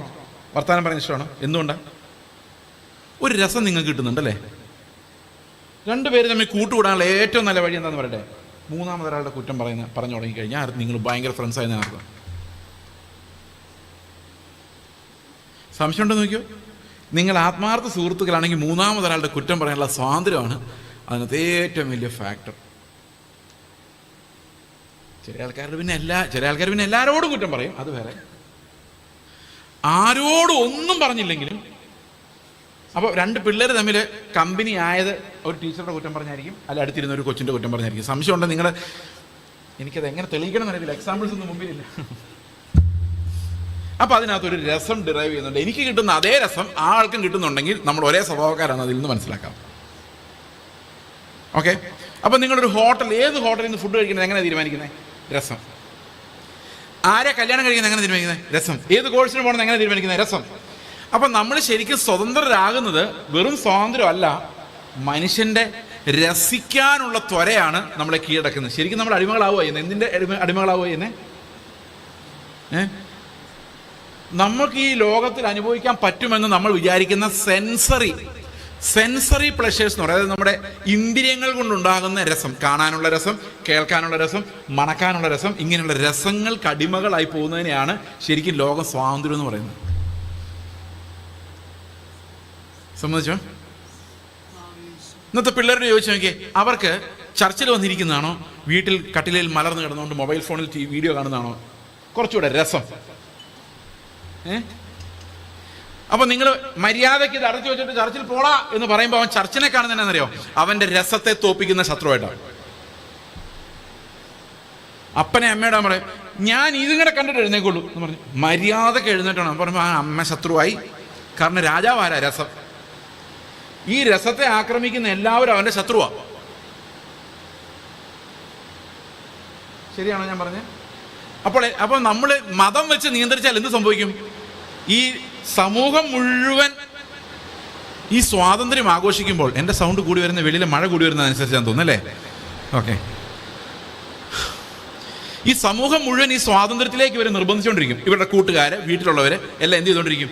ഈ സ്വാതന്ത്ര്യത്തിലേക്ക് അവർ നിർബന്ധിച്ചുകൊണ്ടിരിക്കുമ്പം നമ്മൾ ഈ മതം പറഞ്ഞുകൊണ്ടിരിക്കുമ്പോൾ അവരെന്ത് ചെയ്യുന്നറിയോ? അവരെ കൂട്ടുകാരെ പോലെ ആകാൻ വേണ്ടി പതുക്കെ സ്വാതന്ത്ര്യം പ്രഖ്യാപിക്കും. നമ്മളറിയരുത്, വെളിയിലോട്ട് ഇറങ്ങി കഴിയുമ്പോഴേക്കും അവരവരുടെ സ്വാതന്ത്ര്യത്തിന് പോകും. കാരണം ഈ ലോകം മുഴുവൻ അങ്ങനെ പോയിക്കൊണ്ടിരിക്കുമ്പോൾ ഒരു മനുഷ്യൻ അതിനെതിരെ യുദ്ധം ചെയ്യാൻ പ്രയാസമാണ്. ഇന്ന് മാതാപിതാക്കൾ മടുത്തു പോവുക. കഴിഞ്ഞ ദിവസം ഞങ്ങളുടെ ചർച്ചിലൊരു സഹോദരിയുടെ റെക്കോർഡിങ് അല്ലേ, വേണ്ട, ഓക്കെ പോട്ടെ. ഇപ്പൊ പിള്ളേര് പറയാൻ തുടങ്ങി, നിങ്ങളുടെ മതം കാരണം എനിക്ക് സാമാന്യ മനുഷ്യനായിട്ട് ജീവിക്കാൻ പറ്റുന്നില്ല. എൻ്റെ സഹോദരങ്ങൾ സിനിമാ കഥ പറയുമ്പോൾ എനിക്ക് കൂടെ കൂടാൻ പറ്റുന്നില്ല. അപ്പൊ കാലഗതി എന്ന് പറയുന്ന അതിവേഗം ഈ മതത്തെ സ്വിച്ച് ഓഫ് ചെയ്തുകൊണ്ടിരിക്കുക. അടുത്ത തലമുറ വരുമ്പോഴേക്കും ഈ അമേരിക്കയിലും യൂറോപ്പിലൊക്കെ പിള്ളേർ സ്വാതന്ത്ര്യം പ്രഖ്യാപിച്ചവർ നമ്മുടെ പിള്ളേർ സ്വാതന്ത്ര്യം പ്രഖ്യാപിക്കും. ഇതിനെതിരെ നിൽക്കാൻ നമുക്ക് ശക്തി ഉണ്ടാവില്ല. കാരണം ഗവൺമെന്റ് ഉൾപ്പെടെ എല്ലാം ശിക്ഷിക്കുന്നതിനെതിരാണ്. പിള്ളേരുടെ മേലെ കൈവച്ച് കഴിഞ്ഞാൽ അകത്തു പോകും. ഉള്ള സത്യം പറഞ്ഞാൽ സഭയ്ക്കും മാതാപിതാക്കൾക്കും ഈ പിള്ളേരുടെ മേലുള്ള ഗ്രിപ്പ് അയഞ്ഞുകൊണ്ടിരിക്കുക. ഇതിൻ്റെ ഏറ്റവും മ്ലേച്ഛമായ അവസ്ഥ എന്ന് പറയുന്നത്, പണ്ടൊക്കെ അമേരിക്കയിൽ പോകുന്ന ആൾക്കാരെ കുറിച്ചൊരു ജോക്കുണ്ട്. പേരൻസിനെ പേടിപ്പിക്കാൻ വേണ്ടി മറ്റാൾക്കാർ അവൻ പോയിട്ടൊരു മദാമയും കെട്ടിക്കൊണ്ട് ഒരു ഓർമ്മയുണ്ടോ അത്? അപ്പോൾ പ്രാർത്ഥന, കർത്താവെ അവൻ ഇവിടെ വന്ന് മലയാളം പറയുന്ന ഒരാളെ കല്യാണം കഴിക്കണേ, ഞങ്ങൾ എന്ത് ചെയ്യും? ആഷ് ബുഷ് ബുഷ് എന്നൊക്കെ പറഞ്ഞു കഴിഞ്ഞാൽ ഒന്നും ചെയ്യാൻ പറ്റില്ലല്ലോ. കർത്താവെ ഒരു മലയാളിയെ കെട്ടണമെന്ന് പറഞ്ഞ് നമ്മുടെ അപ്പനന്മാരിന്ന് പ്രാർത്ഥിക്കും. ഏതായാലും അവൻ ഗതികേട് കൊണ്ടോ അല്ലാതെയോ തിരിച്ചു വന്ന് ഇവിടെ തന്നെ കല്യാണം കഴിക്കും. മദാമയ്ക്കും കൂടെ തോന്നണമല്ലോ. പക്ഷെ ഇപ്പോഴത്തെ പ്രാർത്ഥന അങ്ങനെയല്ല. ഇപ്പോഴത്തെ പ്രാർത്ഥന എന്ന് പറഞ്ഞാൽ കർത്താവ് ഒരു പെണ്ണിനെയെങ്കിലും കെട്ടിക്കൊണ്ട് വരണമെന്നാണ്. എന്ന് പറഞ്ഞു കഴിഞ്ഞാൽ അങ്ങനെയൊക്കെ നടക്കണമെന്ന് നിർബന്ധമൊന്നുമില്ല. വൈകിട്ടാകുമ്പോൾ ഒരുത്തനെയും വിളിച്ചുകൊണ്ട് വന്നിട്ട് ഇതെൻ്റെ പാർട്ട്ണറാന്ന് പറഞ്ഞു കഴിഞ്ഞാൽ അപ്പനും അമ്മയും നാട് വിട്ട് പോകേണ്ടി വരും. എന്ത് ചെയ്യും? നെക്സ്റ്റ് ജനറേഷൻ അതിനുള്ള ഫ്രീഡമാണ്. ഇത് നമുക്ക് ഒന്നാമത് സ്ത്രീ പുരുഷന്മാർക്ക് പരസ്പരം ഇടപെടാനുള്ള അധികാരം സമൂഹം അംഗീകരിക്കുന്നില്ല. ആണും ഇടപെടുന്നതിന് ആരും ചോദിക്കുമല്ലോ. ഇവരത് ആ സെക്ഷുവാലിറ്റി ആ സൈഡിൽ എക്സ്പ്ലോർ ചെയ്തുകൊണ്ട് പോകും. പേടിക്കുന്നുണ്ടോ? പേടി തോന്നുന്നുണ്ടോ? അതിനൊക്കെ മുമ്പ് കർത്താവ് വരും. അതുകൊണ്ട് നിങ്ങൾ വിഷമിക്കേണ്ട. പക്ഷേ ഇൻ കേസ് ലേറ്റ് ആയാൽ നമുക്ക് യുദ്ധം നിസ്സാര യുദ്ധമല്ല. അതാണ് ഞാൻ ഈ പറഞ്ഞു വരുന്നത്. ഈ യുദ്ധം എന്ന് പറയുന്നത് നമ്മൾ ഈ സ്ഥലത്തിൻ്റെ പേര് പറഞ്ഞല്ലോ, അക്കിക്കാവിന് മുകളിലുള്ള ദുരാത്മാവിന് ശാസ്ത്രത്തിൽ പോകുന്ന സാധനമല്ല ഇത്. ഇത് ഈ കാലഗതിയെ മുഴുവൻ നിയന്ത്രിക്കുന്ന ആകാശത്തിലെ അധികാരത്തിനെതിരെയാണ് നമ്മുടെ യുദ്ധം. അന്നേരമാണ് അപ്പുറത്തെ വീട്ടിൽ കോഴിമുട്ടൽ കൂടോത്രം ചെയ്തതിനെതിരെ ഉപവാസം ഇരുന്ന് നമ്മൾ സമയം വേസ്റ്റായി കളയുന്നത്. ആലോചിച്ച് ഇത്രയും വലിയൊരു വ്യവസ്ഥ, ഒരു ബാബിലോൺ വ്യവസ്ഥക്കെതിരെയാണ് നമ്മളെ ശുശ്രൂഷകരായിട്ട് കർത്താവ് വിട്ടിരിക്കുന്നത്. അതിനെ മതം വെച്ച് ജയിക്കാൻ പറ്റില്ല. കാരണം മതവും റെസ്ട്രിക്ഷൻസ് വെച്ച് ജയിക്കാൻ പറ്റാത്തത്ര ഘോരമായ ഒരു വിപത്തിലേക്കാണ് ജനങ്ങൾ മുഴുവൻ പോകുന്നത്. ഇത് അമേരിക്കയിലെ കഥയല്ല. കാനഡയിൽ ഒരു ചർച്ചിൽ, ഞങ്ങളുടെ ചർച്ചിലൊരു സഹോദരൻ ആ കാനഡ ചർച്ചിലൂടെ പോയിക്കൊണ്ടിരുന്നതാണ്. ഇപ്പോൾ ഇവിടെ ഉണ്ട്. അവിടെ ഒരു സ്ത്രീയെ സഭയിൽ ശുശ്രൂഷ ചെയ്യുന്നു പുറത്താക്കി. കാരണം ഈ സ്ത്രീക്ക് വേറൊരു സ്ത്രീയുമായിട്ട് ഒരു അവിഹിതം, സ്ത്രീയുമായിട്ട് പുറത്താക്കി കഴിഞ്ഞപ്പം വേറെ ഒരു സഭയിലെ ആൾക്കാർ ലെറ്റർ അയച്ചേക്കുക, സഹോദരി ഒന്നുകൊണ്ടും പേടിക്കേണ്ട, ക്രിസ്തു നിങ്ങളെ സ്നേഹിക്കുന്നു, യേശുവിൻ്റെ സ്നേഹം എന്താണെന്ന് ഞങ്ങൾ കാണിച്ചു തരാം, ഞങ്ങളുടെ അടുത്തോട്ട് പോരാ. ആലോചിച്ചെങ്കിൽ ഇനി അതൊന്നും വേണ്ട. ഈ സ്ഥലം പറഞ്ഞു റെക്കോർഡ് ചെയ്യുമ്പോൾ അതെല്ലാം പ്രശ്നമുണ്ട്. അതല്ല ബാബിലോണിനെതിരെ നിങ്ങൾ എങ്ങനെ യുദ്ധം ചെയ്യാൻ പോകുന്നു വിചാരിച്ചിരിക്കുന്നത്? രാവിലെ എഴുന്നേറ്റിരുന്ന് ബൈബിൾ വായിക്കടാ എന്ന് പറഞ്ഞു കഴിഞ്ഞാൽ അവന് തോന്നുന്നതെന്നറിയോ? ഒന്ന് ഉറങ്ങാവുന്ന സമയത്ത് ബൈബിളായിട്ട്. കാരണം രസം ദൈവമായി മാറി കഴിയുമ്പോൾ സിംഹാസനത്തിൽ നമ്മൾ രാജാവും ദൈവമായിട്ട് കയറിയിരിക്കുക. ഇതാണ് സാത്താൻ അന്ന് തൊട്ട് വിഭാവനം ചെയ്തിരുന്ന plan. To make man the lord, the king. കാണാൻ ഭംഗിയുള്ളതും പിന്നെ രുചിയുള്ളതും, that means things that entertain you. ഇതിനെ രാജസ്ഥാനം കൊടുക്കുന്ന ഒരു സമൂഹത്തിന് നടുവിലേക്ക് നമ്മൾ ഇറങ്ങി ചെല്ലുകയാണ്.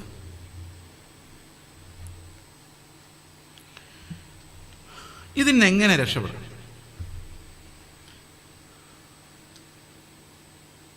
എങ്ങനെയാണ് നമ്മൾ ശുശ്രൂഷിക്കേണ്ടത്? വഴക്ക് പറഞ്ഞാൽ രക്ഷപ്പെടാൻ പറ്റുമോ?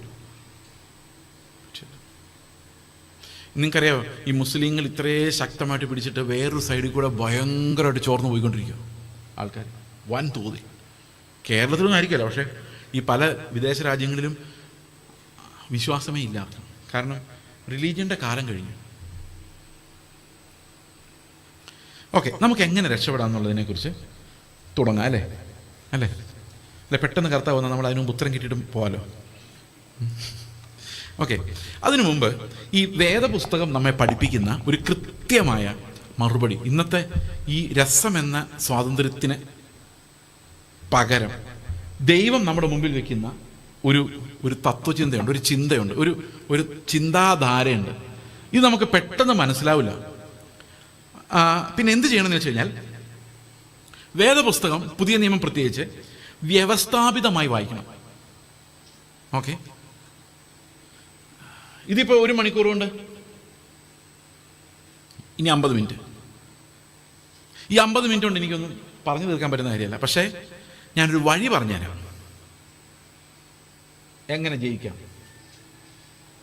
അതിൻ്റെ പോരാട്ടത്തിൻ്റെ ആയുധങ്ങൾ 6-ാം അധ്യായത്തിൽ പറയുന്നുണ്ട്. We will come to it. വേദപുസ്തകം വായിക്കാൻ യോഹന്നാന്റെ സുവിശേഷം തൊട്ട് ഇന്ന് തന്നെ തുടങ്ങണം. പറ്റുന്നിടത്തോളം വായിക്കണം, ഒരു പാസേജ് നിർത്തരുത്. ഒരധ്യായം മുഴുവൻ വായിക്കാൻ പറ്റുമെങ്കിൽ വായിക്കണം. യോഹന്നാൻ കഴിഞ്ഞ ഉടനെ റോമാലേഖനത്തിലോട്ട് പോകണം. യൂദായുടെ ലേഖനം വരെയുള്ള അപ്പോസ്തലിക ലേഖനങ്ങൾ വായിച്ച് തീർക്കണം. നിങ്ങൾക്ക് ഇതിനിടയിൽ എന്തെങ്കിലും സഹായം വേണമെങ്കിൽ, പരസ്യമാണെന്ന് വിചാരിക്കരുത്, അതുകൊണ്ട് വരുമാനമുള്ള കാര്യമൊന്നുമല്ല, യൂട്യൂബിൽ നിങ്ങൾക്ക് ഈ ലേഖനങ്ങളുടെ കമൻട്രികൾ അവൈലബിൾ ആണ്. കമൻട്രി എന്ന് പറഞ്ഞു കഴിഞ്ഞാൽ നിങ്ങൾ ഇങ്ങനെ സെർച്ച് ചെയ്താൽ മതി. ARC, A എന്ന് പറഞ്ഞാൽ ആപ്പിൾ, R എന്ന് പറഞ്ഞാൽ റാറ്റ്, C എന്ന് പറഞ്ഞാൽ ചേസ് അല്ലെങ്കിൽ cat. Okay, ARC chase Joseph എന്ന് സെർച്ച് ചെയ്ത് കഴിഞ്ഞാൽ നിങ്ങൾക്കൊരു യൂട്യൂബ് ചാനലിലേക്ക് പോകാം. ആ ചാനലിൽ ഈ കമൻട്രികളെല്ലാം ഉണ്ട്. റോമാലേഖനത്തിൻ്റെ കമൻട്രി, അതായത് വാക്യം പ്രതിവാക്യം ഫുൾ 16 അധ്യായങ്ങളും, എബ്രായ ലേഖനം വാക്യം പ്രതിവാക്യം, അത് ഹാർവസ്റ്റ് ടിവിയിലും വരുന്നുണ്ട്. കൊളോസി ലേഖനം, എഫേസ് ലേഖനം, ഗലാത്തി ലേഖനം, ഇതെല്ലാം വാക്യം പ്രതിവാക്യമുണ്ട്. നിങ്ങൾക്ക് വായിച്ച് തീർക്കണം. നിങ്ങൾക്ക് എന്തെങ്കിലും സഹായം വേണമെങ്കിൽ ഇത് കേൾക്കാം, അത്രയേ ഉള്ളൂ. ഓക്കെ, അപ്പോൾ ഞാൻ അത്രയും പറഞ്ഞുകൊണ്ട് നമുക്ക് എവിടെയാണ് ഇത് തുടങ്ങുന്നത്, എന്തുകൊണ്ട് യോഹന്നാൻ്റെ സുവിശേഷം, എവിടെയാണ് ഈ നമുക്കൊരു ഡിഫറൻസ് വരുത്താൻ പറ്റുന്നത്, എവിടെയാണ് നമുക്ക് നോക്കാം. What is the difference between the other religions and faith. ഇപ്പോൾ 2 കാര്യങ്ങൾ നമ്മൾ പറഞ്ഞത്. ഒന്ന്, രസം കൊണ്ടുണ്ടാകുന്ന സ്വാതന്ത്ര്യം. മറ്റൊന്ന്, നിയമങ്ങൾ കൊണ്ടുണ്ടാകുന്ന മതം. ഇതിനെ വേണേൽ നമുക്ക് തിന്മ നന്മ എന്ന് വിശേഷിപ്പിക്കാം. ഓക്കെ, ആദ്യം ആദം ഹവ്വയും പഴം കഴിച്ചപ്പോൾ അവരുടെ ഉള്ളിൽ എന്താ ഉണ്ടായത്?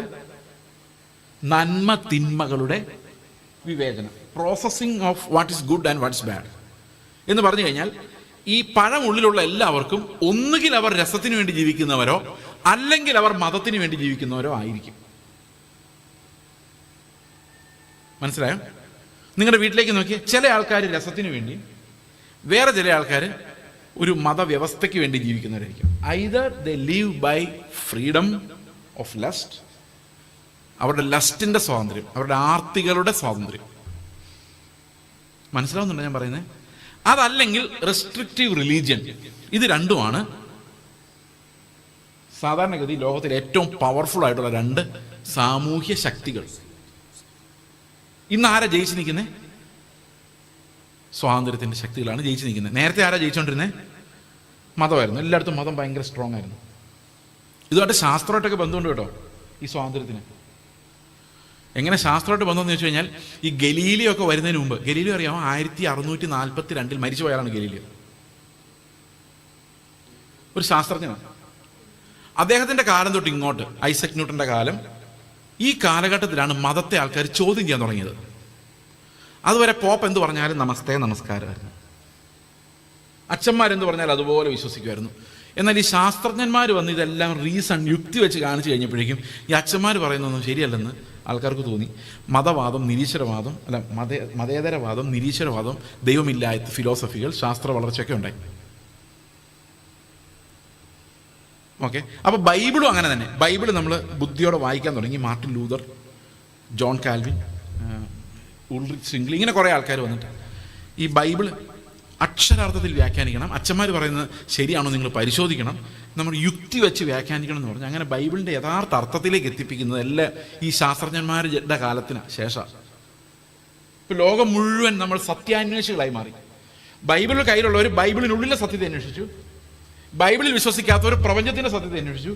എല്ലാവരും സത്യത്തെ അന്വേഷിച്ച് കിട്ടിയപ്പോൾ കെട്ടിപ്പിടിച്ചു, സ്വീകരിച്ചു. ഇങ്ങനെയാണ് നവീകരണമൊക്കെ ഉണ്ടായത്. മനസ്സിലായി ഞാൻ പറഞ്ഞത്? അപ്പോൾ ഇതിനെക്കുറിച്ച് ഒരു പ്രൊഫസർ ഞങ്ങളെ പഠിപ്പിച്ച പ്രൊഫസർ ഇങ്ങനെ പറഞ്ഞു, ബൈബിൾ കോളേജിലല്ല, കോളേജിൽ. ദൈവം പറഞ്ഞു വെളിച്ചം ഉണ്ടാകട്ടെ. പുള്ളി നിരീശ്വരവാദിയാണ്, ഹിന്ദുവാണ്. ദൈവം പറഞ്ഞു വെളിച്ചം ഉണ്ടാകട്ടെ, ഐസക് ന്യൂട്ടൺ ഉണ്ടായി. പുള്ളി പറഞ്ഞു യുക്തി കൊണ്ട് കണ്ടുപിടിക്കാം, തത്വങ്ങൾ കൊണ്ട് കണ്ടുപിടിക്കാം, ഭൂമി എന്തിന് സൂര്യന് ചുറ്റും കറങ്ങുന്നത് ഇതെല്ലാം നമുക്ക് നമ്മുടെ കണ്ണുകൊണ്ട് മനസ്സിലാക്കാം എന്ന് പറഞ്ഞു. ആൾക്കാർക്ക് വളരെ സന്തോഷമായി, ആ ലൈറ്റിൽ ജീവിച്ചു. ശാസ്ത്രമുണ്ടായി, നിരീശ്വരവാദം ഉണ്ടായി, പരിണാമവാദം ഉണ്ടായി, കുരങ്ങൻ്റെ വാല് മുറിയുന്ന പരിപാടികളൊക്കെ ഉണ്ടായി. ഇതെല്ലാം ഈ ധൈര്യത്തിൽ നിന്നുണ്ടായതാണ്. പിന്നെ കുറെ കഴിഞ്ഞപ്പം ദൈവം പറഞ്ഞു അന്ധകാരം വ്യാപിക്കട്ടെ. ഉടനെ ആൽബർട്ട് ഐൻസ്റ്റീൻ ഉണ്ടായി. ഇയാൾ പ്രസംഗിച്ചതാണ്. പുള്ളി പറഞ്ഞു ന്യൂട്ടൺ പറഞ്ഞൊന്നും എല്ലാം ഒന്നും ശരിയല്ല, അതൊക്കെ ഇവിടെ മാത്രമേ ശരിയാവുള്ളൂ, എറ്റേണലി കറക്റ്റ് അല്ല. അപ്പോൾ പിന്നെ എന്താ കറക്റ്റ്? അതെനിക്കറിയാൻ മേല. അപ്പോൾ പിന്നെ വേറെ എല്ലാം അന്ധകാരമായി. അതോടുകൂടി മനുഷ്യന് ട്രൂത്ത് അറിയണമെന്ന് നിർബന്ധമില്ലാതായി.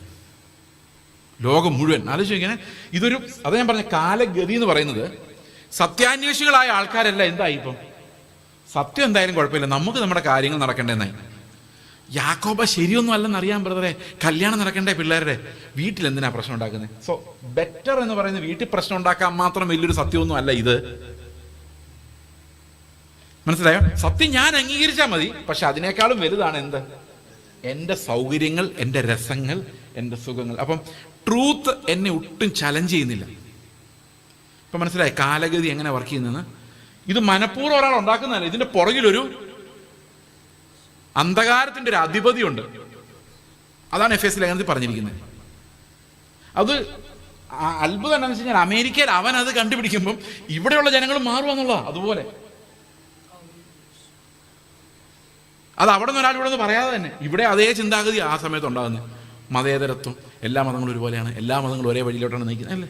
ഓർമ്മയുണ്ടോ? ഇത് അതേ ഒരേ സമയത്താണ് ലോകം മുഴുവൻ ഒരു ചിന്ത ഉണ്ടാകുന്ന ഒരേപോലെ വ്യാപരിക്കുന്നത്. ഇതിനെയാണ് നമ്മൾ കാലഗതി എന്ന് പറയുന്നത്. ഇന്ന് സത്യം പറഞ്ഞാലും ആരും മനസ്സിലാകില്ല, ആർക്കും മനസ്സിലാകും, പക്ഷെ അവരെ ഹോൾഡ് ചെയ്യത്തില്ല സത്യത്തോട്. ഇപ്പം ഞാൻ എത്ര അലറി പറഞ്ഞാലും നിങ്ങൾ 24 മണിക്കൂർ കഴിയുമ്പം ഇതിനകത്ത് 82% മറന്നു. പിന്നെ അടുത്തൊരാൾ വന്നിട്ട് എല്ലാവരും എഴുന്നേറ്റ് ഒന്ന് സ്വതന്ത്രം ചെയ്ത് നമ്മുടെ പിശാച് ഓടാൻ പോകാൻ ഈ ദേശം എന്ന് പറയുമ്പോൾ നിങ്ങൾ എല്ലാവരും കൈയടിച്ച് ഓടിപ്പിക്കും. നമ്മളിതെല്ലാം എത്ര കണ്ടിരിക്കുന്നു. ഓക്കെ, ഞാൻ നിങ്ങളെങ്ങനെയാണെന്ന് പറഞ്ഞതല്ല, പൊതുവെ എങ്ങനെയാണ്. ഓക്കെ, അപ്പോൾ നമുക്കിനി ഈ വഴി നമുക്ക് സൊല്യൂഷനിലോട്ട് വരാം. ഓക്കെ, എങ്ങനെയാണ് നമുക്ക് രക്ഷപ്പെടാൻ പറ്റുന്നത്? കർത്താവ് നിക്കോദെമോസ് പറഞ്ഞു വീണ്ടും ജനിച്ചില്ലെങ്കിൽ രക്ഷയില്ല എന്ന് പറഞ്ഞു കഴിഞ്ഞാൽ ഈ ജന്മത്ത് നിന്നെ കൊണ്ട് സാധിക്കില്ലെന്നല്ലേ എൻ്റെ അർത്ഥം. വേറൊരു ഭാഷ പറഞ്ഞു നോക്കിയേ, നീ ഒന്നും കൂടെ ജനിച്ചില്ലെങ്കിൽ. ചിലപ്പോൾ നമ്മൾ മലയാളത്തിൽ ഇങ്ങനെ ഭീഷണിപ്പെടുത്താൻ വേണ്ടി പറയാറുണ്ട്, നീ എന്നെ തോപ്പിക്കണമെങ്കിലേ ഒന്നും കൂടെ ജനിക്കണം. കർത്താവ് അങ്ങനെ തന്നെ നിക്കോദെമോസ് പറഞ്ഞു, നീ ദൈവരാജ്യത്തിൽ കയറാനുണ്ടല്ലോ, ഇത് പോരാ, ഈ താടി മുടിയൊന്നും പോരാ, ഒന്നും കൂടെ നീ ജനിക്കണം. ഉടനെ നിക്കോദെമോസ് പറഞ്ഞു, ഞാൻ എങ്ങനെയാണ് ഈ അമ്മയുടെ വയറ്റിൽ കിടന്ന് ഒന്നുകൂടെ ജനിക്കുന്നത്? അപ്പം കർത്താവ് പറഞ്ഞു, അമ്മയുടെ വയറ്റിൽ കിടന്ന് 100 പ്രാവശ്യം ജനിച്ചാലും ജഡത്തിൽ ജനിക്കുന്നതല്ല. അപ്പം അങ്ങനെ ജനിച്ചിട്ടും കാര്യമില്ല. കാരണം എത്ര പ്രാവശ്യം ജനിച്ചാലും നമ്മൾ ഈ നന്മ തിന്മ എൻ്റർടൈൻമെൻറ്റ് നിയമങ്ങളുടെ അടുത്ത് വരുള്ളൂ, ജീവൻ പ്രാപിക്കില്ല. ആ ജഡം തന്നെ പിന്നെയും ജനിക്കുള്ളൂ. ചിലപ്പോൾ നിങ്ങൾ വിചാരിക്കായിരിക്കും ഒന്നും കൂടെ ജനിക്കുമായിരുന്നു, നഴ്സറി ക്ലാസ്സിൽ പോകുമ്പോൾ ABCD കുറച്ചുകൂടെ നല്ല പഠിക്കായിരുന്നു, 10th ക്ലാസ് കുറച്ചുകൂടെ നല്ല എഴുതായിരുന്നു, അറ്റ്ലീസ്റ്റ് കല്യാണം കഴിക്കുമ്പോൾ സൂക്ഷിച്ച് കഴിക്കായിരുന്നു. ഇങ്ങനെയൊക്കെ ആലോചിക്കുന്ന പലരും ഇവിടെ കാണുമായിരിക്കും. പക്ഷേ ഇതൊക്കെ നിങ്ങൾക്ക് തിരുത്താൻ പറ്റിയാലും, ഞാൻ തിരുത്താൻ പറ്റിയല്ല, കാരണം നമ്മൾ ഈ ജന്മത്തിൻ്റെ ഓർമ്മകൾ നമുക്കില്ലെങ്കിൽ, ഈ ജന്മത്തിൻ്റെ ഓർമ്മയുണ്ട് അയാൾ വരുമ്പോൾ മാറി നടക്കാം, ഈ ജന്മത്തിൻ്റെ ഓർമ്മകളില്ലെങ്കിൽ നമ്മുടെ സ്വഭാവം വെച്ച് നമ്മൾ കൃത്യം ഇതുപോലെ തന്നെ ആവുമായിരുന്നു. ശാസ്ത്രം പറയുന്നത് we are all genetically wired എന്ന് പറഞ്ഞാൽ നമ്മുടെ ജീനുകളും നമ്മുടെ അപ്പൻ്റെ അമ്മയുടെ സ്വഭാവം അവർ നമ്മളെ വളർത്തിയ സാഹചര്യം എല്ലാം വെച്ച് ഓരോരുത്തരുടെ സ്വഭാവം മാറിക്കൊണ്ടിരിക്കും. അതങ്ങനെ അവർക്കാകാൻ പറ്റും. വി ആർ ഓൾ സ്ലേവ്സ്, അടിമകൾ, നമ്മുടെ സ്വഭാവങ്ങൾക്ക് അടിമകൾ, നമ്മുടെ ജീനുകൾക്ക് അടിമകൾ. അപ്പോൾ ഈ ജന്മത്തിൽ നമുക്ക് രക്ഷപ്പെടാൻ പറ്റുമോ? ഞാൻ നിങ്ങളെ പേടിപ്പിച്ചു ആവശ്യത്തിന്.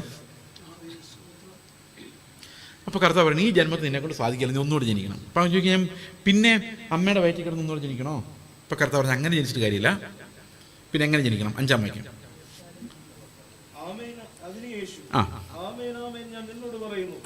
വെള്ളത്താലും ആത്മാവിനാലും ജനിച്ചില്ല എങ്കിൽ ദൈവരാജ്യത്തിൽ കിടപ്പാൻ ആർക്കും കഴിയില്ല.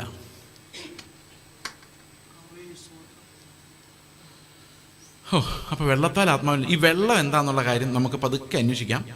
അതിന് മുമ്പ് വീണ്ടും ജനിച്ച് എന്ത് സംഭവിക്കും നമുക്ക് നോക്കാം. മുമ്പോട്ട് പോകാം. അടുത്ത വാക്യം. ജഡത്താൽ ജനിച്ച ജഡമാകുന്നു, ആത്മാവിനാൽ ജനിച്ചത് ആത്മാവിനാൽ ജനിച്ച ആത്മാവാകുന്നു. അടുത്ത വാക്യം. നിങ്ങൾ പുതുതായി ജനിക്കണമെന്ന് ഞാൻ നിന്നോട് പറയുകയാൽ ആശ്ചര്യപ്പെടരുത്. നീ പുതുതായി ജനിക്കണമെന്ന് ഞാൻ നിന്നോട് പറയുകയാൽ ആശ്ചര്യപ്പെടരുത്. കാറ്റ് ഇഷ്ടമുള്ളിടത്ത് കാറ്റ് ഇഷ്ടമുള്ളിടത്തേക്ക് ഊതുന്നു, അതിന്റെ ശബ്ദം നീ കേൾക്കുന്നു, അതിന്റെ ശബ്ദം നീ കേൾക്കുന്നു, എങ്കിലും അതെവിടെ നിന്ന് വരുന്നുവെന്നും എവിടേക്ക് പോകുന്നുവെന്നും അറിയുന്നില്ല. ആത്മാവിനാൽ ജനിച്ചവനെല്ലാം അതുപോലെയാകുന്നു. ആരെ പോലെയാകും? കാറ്റ് പോലെ. ഞാൻ ഇനി പറയാൻ പോകുന്ന കാര്യങ്ങൾ ഒരു പക്ഷെ നിങ്ങളെ ഭയപ്പെടുത്തിയേക്കാം. ഹൃദയത്തിന് ദുർബലമായ ഹൃദയമുള്ളവരും ഗർഭിണികളും കുഞ്ഞുങ്ങളും ഇതൊന്നും കാണരുതെന്ന് പറഞ്ഞ പോലെ നിങ്ങൾക്ക് എന്തെങ്കിലും അസ്വസ്ഥത ഉണ്ടാക്കുന്നുണ്ടെങ്കിൽ, ഈ കാറ്റ് പോലെ ആവുമെന്ന് പറഞ്ഞ നിസ്സാര പരിപാടിയല്ല, അസ്വസ്ഥത ഉണ്ടാക്കുന്നുണ്ടെങ്കിൽ നിങ്ങൾ ചെവിയിൽ പഞ്ഞി വയ്ക്കുകയോ എന്തെങ്കിലും ചെയ്യാം. ഓക്കെ, എന്താണ് ഈ കാറ്റ് പോലെ എന്ന് പറഞ്ഞാൽ അർത്ഥം? ആത്മാവിൽ ജനിച്ചവനെല്ലാം കാറ്റ് പോലെയാണ്. അവനെ പിടിച്ചടക്കാൻ ആർക്ക് പറ്റിയാലും ഈ സാത്താന് പറ്റത്തില്ല. കാരണം അവൻ എവിടെ നിന്ന് വരുന്നെന്നോ എങ്ങോട്ട് പോകുന്നെന്നോ ആർക്കും അറിയത്തില്ല. അതെന്താ പരിപാടി? ഞാൻ ഒരു എക്സാമ്പിൾ പറയാം. ഞങ്ങളുടെ ചർച്ചിലൊരു സഹോദരനുണ്ട്, ഒരു പയ്യൻ. പുള്ളിക്ക് ഇപ്പോൾ 27 വയസ്സാണ്.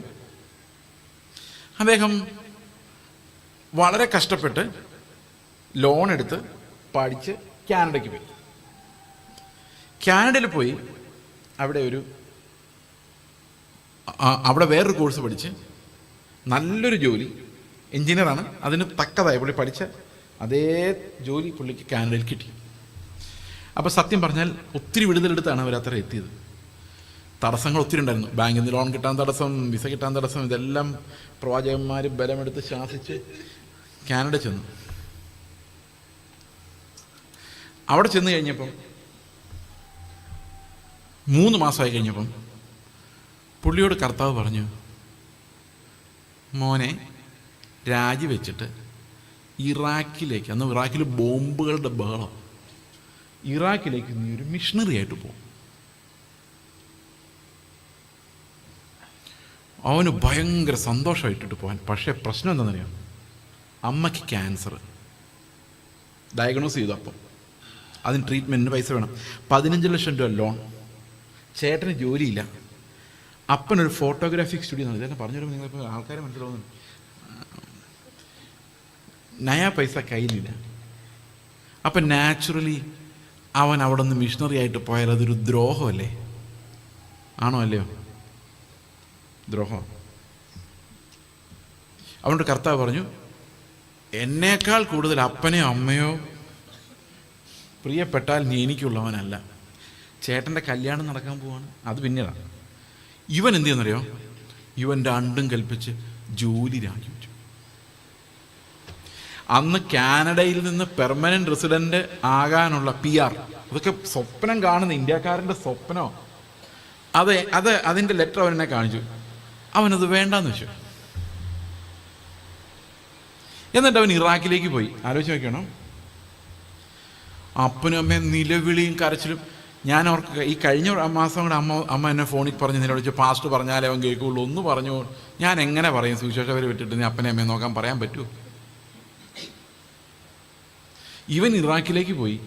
കർത്താവ് എന്ത് ചെയ്യുന്നറിയോ? അമ്മയുടെ ക്യാൻസർ അങ്ങ് സൗഖ്യമാക്കി. ചേട്ടന് ഗൾഫിൽ ജോലി കൊടുത്തു. ഇവനെ ഇറാഖിലേക്ക് വിട്ടു. അപ്പം വീട്ടിലെ പ്രശ്നം ദൈവം നോക്കി. എന്ത് നോക്കിയപ്പം ഇവൻ ഇറങ്ങുമ്പം വീടെല്ലാം കുളമാണ്. പക്ഷെ അവൻ ദൈവത്തിൻ്റെ പണി നോക്കിയപ്പോൾ ദൈവം വീട്ടിലെ പണി നോക്കി. ഇവൻ ഇറാഖിലേക്ക് ചെന്ന് വില്ലേജുകളിൽ പോയി ആളുകളെ മീറ്റ് ചെയ്യുമ്പം അവർ പറയാം, 10 വർഷം മുമ്പ് ഞാൻ യേശുവിനെ കുറിച്ച് ഇങ്ങനെ പറഞ്ഞുകൊണ്ട് നിങ്ങൾ വരുന്നത് ഞാൻ സ്വപ്നം കണ്ടിട്ട് കാത്തിരിക്കുന്നതായിരുന്നു. ഒരു മുസ്ലിങ്ങൾ വില്ലേജുകളിൽ എത്ര പേരെയാണെന്നറിയാം വിശ്വാസത്തോട് കൊണ്ടുവന്നത്. അവിടെ ഇപ്പോൾ ചർച്ച്, സൺഡേ സ്കൂള്. ഞങ്ങളുടെ ചർച്ചിൽ നിന്ന് എത്ര പേരെ ഇപ്പോൾ പോയി. ജോർദാനിൽ പോയിരിക്കുന്നവർ, ഇറാഖിൽ പോയിരിക്കുന്നവർ. നിങ്ങൾക്കാർക്കെങ്കിലും പോകണമെങ്കിലും പോകാം. 2 ആഴ്ചയ്ക്ക് വേണേൽ പോയിട്ട് വരാം. ജീവനോട് വരണമെന്ന് നിർബന്ധമില്ല. പക്ഷേ ഇപ്പോൾ അവർ സിറിയയിലോട്ട് പോകാൻ റെഡി ആയിട്ടിരിക്കുവാണ്. പോയിട്ട് ഒത്താ വരാം. പക്ഷെ ആഗ്രഹം ഉണ്ടേ പോവാം, 1 വർഷത്തേക്ക് പോവാം. പക്ഷെ ഒരു പ്രശ്നമുണ്ട്, ഇങ്ങനെ പോകണമെങ്കിൽ ഈ കാറ്റാകണം. നാളെ എവിടെ ചെന്ന് അവസാനിക്കുമെന്നൊന്നും അറിയരുത്. ആത്മാവിൽ ജനിച്ചവനെല്ലാം, ഞാൻ പറഞ്ഞു നേരത്തെ, ദുർബല മനസ്സുള്ളവരൊന്നും കേൾക്കരുത്. കാരണം ആത്മാവിൻ്റെ ശബ്ദം നമുക്ക് സഹിക്കാൻ പറ്റുന്ന ശബ്ദമല്ല. അത് നമ്മളെ സഭയുടെ ഷേപ്പെല്ലാം മാറ്റിക്കളയും. ഇപ്പം നിങ്ങൾ പ്രാർത്ഥിക്കുക, കർത്താവേ ആ മോനെ ഓർത്ത് ദൈവത്തെ സ്തോത്രം ചെയ്യുന്നു, എന്നാൽ എൻ്റെ മോൻ അങ്ങനെ തോന്നാതിരിക്കുമായിരുന്നെങ്കിൽ നല്ലതായിരുന്നു. നിങ്ങൾ ചിന്തിക്കുമായിരിക്കും. ഇനി നിങ്ങൾക്ക് ആർക്കെങ്കിലും അങ്ങനെ പോകണമെന്ന് ആഗ്രഹമുണ്ടെങ്കിൽ എന്നെ വിളിച്ചാൽ മതി. തിരിച്ചു വരുമോയെന്ന് ഗ്യാരണ്ടി ഇല്ലെന്ന് ആദ്യം പറഞ്ഞിട്ടുണ്ട്, അത് നേരത്തെ പറഞ്ഞിട്ടുണ്ട്. ഓക്കെ, എപ്പോഴും പോകുന്നുണ്ട്. ഇപ്പോൾ 22 വയസ്സായ ഒരു മോള് കഴിഞ്ഞ ദിവസം പോയി. കഴിഞ്ഞ ദിവസമല്ല, 2-3 മാസമായി. 2 പേരാണ് അവരൊന്നിച്ചാണ് പോയത് ഞങ്ങളുടെ ചർച്ചയിൽ നിന്ന്. ഇപ്പോൾ ഒരു വർഷത്തേക്കാണ് പോയേക്കുന്നത്. അവർ ജോർദാനിലുണ്ട്, ഏതോ വില്ലേജിലാണ്. ഒരു പാസ്റ്റർ, IPCയിലെ ഒരു പാസ്റ്ററും കുടുംബം, അവർ ഈജിപ്തിലോട്ട് പോയിട്ടുണ്ട്. അതെന്താ അതിൻ്റെ കാര്യം എന്ന് വെച്ച് കഴിഞ്ഞാൽ, ഈ അവസാനമാണല്ലോ ഇസ്രായേൽ രക്ഷിക്കപ്പെടുന്നത്. അതിനു മുമ്പ് ജാതികളുടെ സംഖ്യ പൂർണ്ണമാവണം. അപ്പോൾ ഈ ഇസ്രായേലിന് ചുറ്റും ഒരു 5000 കിലോമീറ്റർ റേഡിയസിൽ ഈ മുസ്ലിം പോപ്പുലേഷനാണ്. അങ്ങോട്ട് സുവിശേഷം എത്തിപ്പറ്റാൻ പറ്റിയിട്ടില്ല. അപ്പോൾ ആ ഒരു ഡാർക്ക് കോറിഡോറിലേക്ക് സുവിശേഷമായിട്ട് എത്തിക്കുക എന്നുള്ള ഒരു ടാർഗറ്റാണ് ഇവരുടെ. അപ്പോൾ എത്ര പേര് ചെന്നാലും അവർക്ക് സന്തോഷമാണ്. അപ്പോൾ അതവിടെ നിൽക്കട്ടെ. കാറ്റ് പോലെ എന്നുള്ള മനസ്സിലായോ? അപ്പോൾ കാറ്റ് പോലെ എന്ന് പറഞ്ഞു കഴിഞ്ഞാൽ ദൈവത്തിന് നമ്മൾ എങ്ങോട്ട് വേണേലും കൊണ്ടുപോകാം. എന്ത് പറഞ്ഞാലും നമ്മൾ അനുസരിക്കും. കാരണം നമുക്ക് ഒരിടത്തും പിടുത്തമില്ല. മനസ്സിലാകുന്നുണ്ടല്ലോ? വീട്ടിൽ ചോദിക്കട്ടെ, അപ്പൻ എന്നാ പറയും? ഒന്നുമില്ല. കാറ്റ് പോലെ ആവാൻ ആഗ്രഹമുണ്ടോ? സഹോദരങ്ങൾ, അതൊരു ഭയങ്കര ലൈഫാണ്. കാരണം ഞാൻ രക്ഷിക്കപ്പെടുന്ന സമയത്ത് എൻ്റെ മുമ്പിൽ ഈ ഒരു ചലഞ്ച് വന്നത്, കാറ്റെന്താണെന്ന് അന്ന് എനിക്കറിയത്തില്ല. അന്ന് എന്നെ രക്ഷയിലോട്ട് നയിച്ച സഹോദരങ്ങൾ എന്നോട് പറഞ്ഞു, യേശുവിനെ രക്ഷകനായിട്ട് മാത്രം കണ്ടാൽ പോരാ, അവനെ നിൻ്റെ കർത്താവായിട്ട് കാണണം. ഞാൻ കർത്താവെ കർത്താവെന്ന് എപ്പോഴും വിളിക്കുന്നില്ല, നമ്മളെപ്പോഴും അങ്ങനെയാണല്ലോ കാണുന്നത്. പക്ഷെ പുള്ളി പറഞ്ഞു, കർത്താവ് എന്ന് പറഞ്ഞാൽ അതല്ല അർത്ഥം. കർത്താവ് എന്ന് പറഞ്ഞാൽ ഇനി നീ അല്ല, അവനാണ് എല്ലാം ഡിസൈഡ് ചെയ്യുന്നത്. ലോഡ്ഷിപ്പ് അവൻ്റെയാണ് എന്ന് പറഞ്ഞാൽ അപ്പോൾ ഞാൻ പേടിച്ചു പോയി. ഞാൻ വിളിച്ചു, അപ്പം ഞാൻ ഡിഗ്രി കംപ്ലീറ്റ് ചെയ്യാൻ കർത്താവ് സമ്മതിച്ചില്ലെങ്കിൽ ഇല്ല, ഇറങ്ങിപ്പോകാൻ പറഞ്ഞാൽ പോയി. അപ്പം എൻ്റെ പേടി ഈ ബൈബിൾ വായിച്ചു. കാരണം എനിക്ക് അധികം പെന്തക്കോസ്തുകാരെന്ന് അറിയത്തില്ല. നിങ്ങളൊന്നും പോകേണ്ട വരികയില്ലെന്ന് ഞാൻ ചിന്തിക്കാൻ എനിക്ക് പറ്റുന്നില്ല. കാരണം ഇന്ന് പെന്തക്കോസ്തുകാരെ കാണുവാണെങ്കിൽ ഞാൻ പേടിക്കലായിരുന്നു. കാരണം കർത്താവ് എന്ന് വിളിച്ചാലും നമുക്ക് പ്രശ്നമൊന്നുമില്ല. പക്ഷെ ആദ്യമായിട്ട് വിശ്വാസത്തിൽ വന്നപ്പോൾ ഈ കർത്താവേന്ന് കൺഫസ് ചെയ്ത് കഴിയുമ്പോൾ എന്നെ കർത്താവ് അവൻ്റെ ഇഷ്ടത്തിന് കൊണ്ടുപോയി കഴിഞ്ഞാൽ എൻ്റെ അപ്പനും അമ്മയ്ക്കും മകൻ പോയി. അവരൊത്തിരി സ്വപ്നങ്ങളോടല്ലേ എന്നെ പഠിക്കാൻ വിട്ടിരിക്കുന്നത്. അപ്പോൾ ഞാൻ അവധിക്ക് വന്നപ്പോൾ എൻ്റെ അമ്മയോട് ഞാൻ പറഞ്ഞു, അമ്മ അടുത്ത അവധിക്ക് ഞാൻ വന്നില്ലെങ്കിൽ ടെൻഷൻ അടിക്കരുത്. മൊബൈൽ ഫോണൊന്നും ഇല്ലല്ലോ, എവിടെയെങ്കിലും കർത്താവ് വിളിച്ചാൽ ഞാൻ വരത്തില്ല, തിരിച്ചു വരില്ല. കാരണം അങ്ങനെ ഒരു പെർമിഷൻ തന്നില്ല എന്ന് വരാം. കാരണം കർത്തൃത്വം എന്ന് പറയുന്നത് അതാ പരിപാടി. പേടിയായോ? ഞാൻ ഇടയ്ക്കിടയ്ക്ക് ചോദിക്കാൻ കാരണം ഈ പഴയ കാലമല്ല, അതാ. ഇന്നിതൊന്നും കേൾക്കാനും പോകുന്നില്ല. നമ്മളിങ്ങനൊരു റാഡിക്കൽ മക്കൾ അടുത്ത തലമുറയിൽ ഉണ്ടാകുമോ അറിയത്തില്ല. കർത്താവ് വരുമ്പോൾ വിശ്വാസം കണ്ടെത്തുമോ അറിയത്തില്ല. നമ്മുടെ തലമുറ എങ്ങനെയായിരിക്കും നമുക്ക് അറിയത്തില്ല. ഇന്നലെ ഒരു സഹോദരൻ എൻ്റെ വീട്ടിൽ വന്നായിരുന്നു. അദ്ദേഹത്തെ ഈ ബ്രദറാണ് പരിചയപ്പെടുത്തിയത്. പുള്ളി പറഞ്ഞു, ജയ്സങ്ങളുടെ പ്രസംഗം കേട്ട് ഒമാനിൽ നിന്ന് ജോലി രാജിവെച്ചിട്ട് വന്നേക്കുവന്ന്. ഒമാനില്ല, മസ്കറ്റിലാണ്. ഞാൻ തലയെ കൈവച്ചു പോയി. ജോലിയെല്ലാം രാജിച്ച് പുള്ളി മിഷണറി വേലയ്ക്ക് പോകാൻ വേണ്ടി വന്നേക്കുക. സഹോദരങ്ങളെ, ഇത് കേട്ടാലൊന്നും നിങ്ങളാരെങ്കിലും വരുമോയെന്ന് എനിക്കറിയാൻ പറ്റില്ല. പക്ഷേ അങ്ങനൊരു വഴിയുണ്ട്, അങ്ങനൊരു ലൈഫുണ്ട്. ഇനി ഞാനൊരു സീക്രട്ട് പറയാം. ഈ പഴയ നിയമത്തിലും ദൈവത്തിൻ്റെ ദാസന്മാരൊന്നും സൂക്ഷിച്ച് ജീവിച്ചിട്ടില്ല. നമ്മളിവിടെ പഴയ നിയമത്തിൽ മുഴുവൻ ബ്ലെസ്സിങ്സും പ്രോസ്പെരിറ്റി. പുതിയ നിയമത്തിലാണ് ക്രൂശ് എന്ന. എവിടെ? പഴയ നിയമത്തിൽ ഇതിനേക്കാളും വലിയ ക്രൂശ. ഞാൻ ഹാബേൽ യാഗം അർപ്പിച്ചിട്ട് ഒരു ദിവസം പോലും ജീവിക്കാൻ പറ്റിയില്ല. അപ്പം തന്നെ തല പോയി. അത്രയും പെർഫെക്റ്റ് ആയിട്ടുള്ളൊരു യാഗം കഴിച്ചവന് ദീർഘായുസ് പോലും കിട്ടിയില്ല. ഒരു ദിവസം ജീവിക്കാൻ പറ്റില്ല. നമ്മളാണെങ്കിൽ പിറ്റേ ഞായറാഴ്ച വന്നിട്ട് കഴിഞ്ഞ ഒരാഴ്ച തൊട്ട കാലം അനേകം ആളുകൾ ഈ ലോകത്തിൽ നിന്ന് കർത്താവ് നിൻ്റെ അടുത്തേക്ക് വന്നു. കുറേ ആൾക്കാർ ആശുപത്രി ഞരങ്ങി മൂളി ഇപ്പം അങ്ങോട്ട് വരാമെന്ന് പറഞ്ഞ് കിടക്കുന്നു. ഞങ്ങളെ നിൻ്റെ അടുത്തേക്ക് കൊണ്ടുപോകാതെ ഇവിടെ തന്നെ ഇട്ടേന്. എത്ര നന്ദി പറഞ്ഞാലും വിത്ത് വൈബ്രേഷൻസ്. നിൻ്റെ അടുത്തെങ്ങാനും ഞങ്ങളെ കൊണ്ടുപോയിരുന്നെങ്കിൽ എന്തൊരു കഷ്ടമായി പോയേനെ. അപ്പോഴത്തേനും എല്ലാവർക്കും വൈബ്രേഷനാണ്.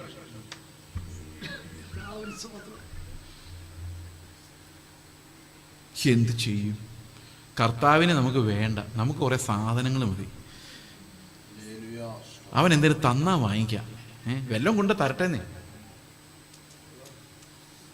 എന്തോ ഇത് മനുഷ്യന്റെ ദുഷ്ടഹൃദയം, കഠിനഹൃദയം. നമ്മുടെ ഹൃദയം ഈ വചനത്തിൻ്റെ മുമ്പിൽ ആർദ്രമായില്ലെങ്കിൽ നമുക്ക് ജനറേഷൻസിനോളം നമ്മൾ കർത്താവിനെ ചൂഷണം ചെയ്യുന്നവർ. ഈ കർത്താവിനെ ചൂഷണം ചെയ്യുക എന്നുള്ളതാണ് മതത്തിൻ്റെ ബേസിക് ഫങ്ഷൻ. അതിന് ചെറിയ ഒരു പെർസെൻറ്റേജ് കർത്താവിന് കൊടുത്തിട്ടാണ്. എന്തെങ്കിലും ആട്ടെ, നമുക്ക് ബാക്കി പറയാം. ഈ വെള്ളം ആത്മാവ് എന്താ, എങ്ങനെ വീണ്ടും ജനിക്കുക നമുക്ക് മനസ്സിലാവണമല്ലോ. ഓക്കെ, അപ്പോൾ കാറ്റ് പോലെ ആകും. പക്ഷെ ഇവിടുത്തെ പ്രശ്നം എന്ന് വെച്ച് കഴിഞ്ഞാൽ നമ്മുടെ എല്ലാവരുടെയും ആഗ്രഹം, നമ്മൾ പ്രാർത്ഥിക്കുന്നത് എന്തിനാണെന്നറിയോ? സോളിഡ് പോലാകാൻ വേണ്ടിയാണ്. കാറ്റ് പോലാകാൻ വേണ്ടിയല്ല, കല്ല് പോലാകാൻ വേണ്ടിയാണ്. കാരണം എന്നറിയോ, നമുക്ക് എവിടെയെങ്കിലും സെറ്റിലാകാൻ വേണ്ടി നമ്മുടെ പ്രാർത്ഥന. സെറ്റിലാവുന്ന കാറ്റാണോ കല്ലാണോ? സെറ്റിലാവുന്ന കാറ്റാണോ കല്ലാണോ? ഇപ്പൊ നമ്മുടെ പ്രാർത്ഥനകൾ നമ്മുടെ പിള്ളേർ കാറ്റ് പോലെ ആകാനാണോ കല്ല് പോലെ ആകാനാണോ?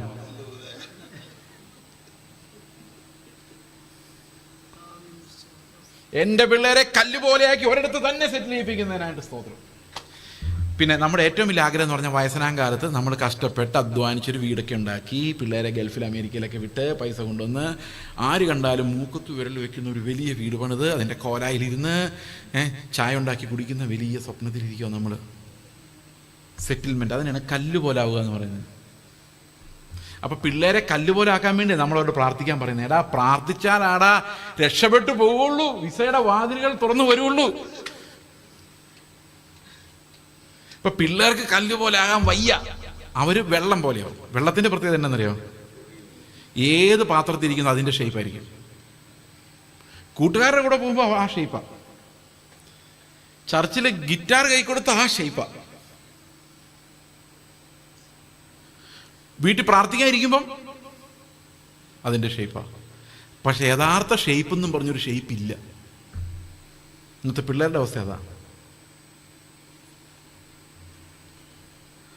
സമ്മതിച്ചോ?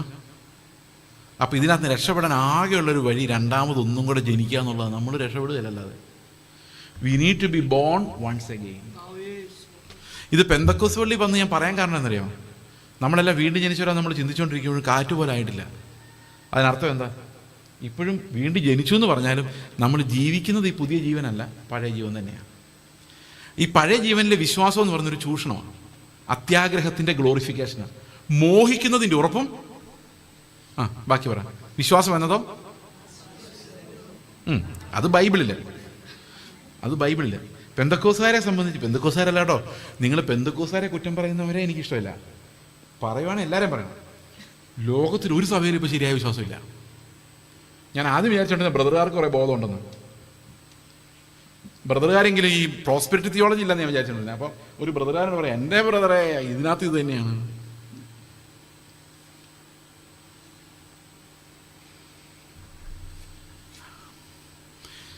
ഓക്കെ, അപ്പോൾ ഈ വെള്ളം പോലെ കിടക്കുന്നതിനെ നമ്മൾ വീണ്ടും ഒന്നും കൂടെ ജനിക്കാതെ, അപ്പം നമ്മൾ ഇവിടെ പിന്നെയും പിന്നെയും വന്ന് എന്ത് പറയേണ്ടി വരുമോ? ഈ വീണ്ടും ജനിച്ചാൽ നമുക്ക് ആരുടെ ജീവൻ കിട്ടണം? ദൈവത്തിൻ്റെ മക്കളാണ്, ദൈവത്തിൻ്റെ ജീവൻ കിട്ടണം. അവൻ്റെ ആത്മാവിനാൽ നമ്മൾ വീണ്ടും ജനിക്കണം. അപ്പോൾ ആരുടെ സ്വഭാവം വരും? ക്രിസ്തുവിൻ്റെ സ്വഭാവം വരും. അപ്പോൾ നമ്മൾ വീണ്ടും ജനിച്ചെങ്കിൽ ആരുടെ സ്വഭാവമായിരിക്കും? പുത്രൻ്റെ സ്വഭാവമായിരിക്കും. കാരണം പുത്രനല്ലേ, ദൈവത്തിൻ്റെ മകനായിട്ടല്ലേ നമ്മൾ വീണ്ടും ജനിക്കുന്നത്. ആദ്യം ജനിച്ച ആരായിട്ട് ജനിച്ചേ? മനുഷ്യരുടെ മക്കളായിട്ട് ജനിച്ചത്. രണ്ടാമത് ജനിക്കുമ്പം ദൈവത്തിൻ്റെ ജീവനാൽ ജനിക്കണം. സിമ്പിൾ. അതെങ്ങനെ ജനിക്കാൻ പറ്റും? വെള്ളത്താലും ആത്മാവ്. ഈ വെള്ളം എന്താണെന്നാണ് നമ്മൾ സാധാരണ വിചാരിച്ചിരിക്കുന്നത്. ഈ വ്യാഖ്യാന പുസ്തകമൊക്കെ നോക്കി കഴിഞ്ഞാൽ അവിടെ പലത് എഴുതി വെച്ചിരിക്കുന്നു. വചനമാണ് ജലം എന്നാണ് പൊതുവെ പെന്തക്കോസ്തുകാർ മനസ്സിലാക്കിയിരിക്കുന്നത്. കാരണം പത്രോസിൻ്റെ ലേഖനത്തിൽ അങ്ങനെ പറയുന്നുണ്ട്, നിങ്ങളെ വചനത്താലാണ് അല്ലേ വീണ്ടും ജനിപ്പിച്ചത് എന്ന് പറയുന്നുണ്ട്. വചനത്താലാണ്, പക്ഷെ ഇവിടുത്തെ വെള്ളം വചനമല്ല. റോമൻ കത്തോലിക്കർ പറയും അത് മാമോദീസയാണ്. നമുക്കറിയാം വീണ്ടും ജനനം എന്തായാലും മാമോദിസ വഴി നടക്കൂലെന്ന് നമുക്കറിയാം. അങ്ങനെയാണ് പണ്ടേ നമ്മളെല്ലാം വീണ്ടും ജനിച്ചത്. അത് അല്ലെന്ന് നമുക്കറിയാം. അപ്പം പിന്നെ എന്താണ് ഈ വെള്ളം? നമുക്ക് ഈ വെള്ളം എന്താണെന്ന് അതേ വാക്യത്തിൽ തന്നെ മനസ്സിലാക്കാൻ പറ്റുമോ നോക്കാം. താവട്ട് വെച്ചോ. ഈ ആത്മാവിൽ ജനിച്ചവനെല്ലാം അങ്ങനെ ആകുന്നു. അതിനുശേഷം അടുത്ത വാക്യം, ആത്മാവിനാൽ ജനിച്ചവനെല്ലാം അതുപോലെ ആകുന്നു എന്ന് ഉത്തരം പറഞ്ഞു. നിക്കോദെമോസ് അവനോട് ഇതെങ്ങനെ സംഭവിക്കുന്നു? അപ്പോൾ വെള്ളം എന്താ നമ്മൾ കണ്ടുപിടിക്കാൻ പോവാണേ. യേശു അവനോട് ഉത്തരം പറഞ്ഞത്, നീ ഇസ്രായേലിന്റെ ഉപദേഷ്ടാവായിരുന്നിട്ടും ഇതറിയുന്നില്ലയോ എന്ന് പറഞ്ഞാൽ അപ്പോൾ അതിനർത്ഥം എന്താ? ഇസ്രായേലിന്റെ ഉപദേഷ്ടാവ് എന്തറിയണമായിരുന്നു? ഇതിന്റെ ഉത്തരം ഈ വെള്ളത്താലും ആത്മാവിനാലുമുള്ള വീണ്ടും ജനനം എന്താണെന്ന് ആരറിയണമായിരുന്നു? ഇസ്രായേലിന്റെ ഉപദേഷ്ടാവ് അറിയണമായിരുന്നു. അതിനർത്ഥം എന്താ? ഈ വാക്യം അവരുടെ പാഠപുസ്തകത്തിൽ, അവർ പഠിപ്പിക്കേണ്ട പുസ്തകത്തിൽ, ഒരു ഉപദേഷ്ടാവിൻ്റെ പുസ്തകത്തിൽ ഇതുണ്ടായിരിക്കണമായിരുന്നു. അപ്പം അതിനർത്ഥം എന്താ? ഇത് പഴയ നിയമത്തിൽ എവിടെയെങ്കിലും ഉള്ള ഒരു വാക്യത്തിൻ്റെ എക്സ്പ്ലനേഷനാണ്. ഏത് വാക്യമാണെന്നറിയോ? യെഹെസ്കേലിൻ്റെ പ്രവചനം 36-ാം അധ്യായത്തിൻ്റെ 25-ഉം 26-ഉം വായിക്കാം. യെഹെസ്കേൽ 36, 25, 26.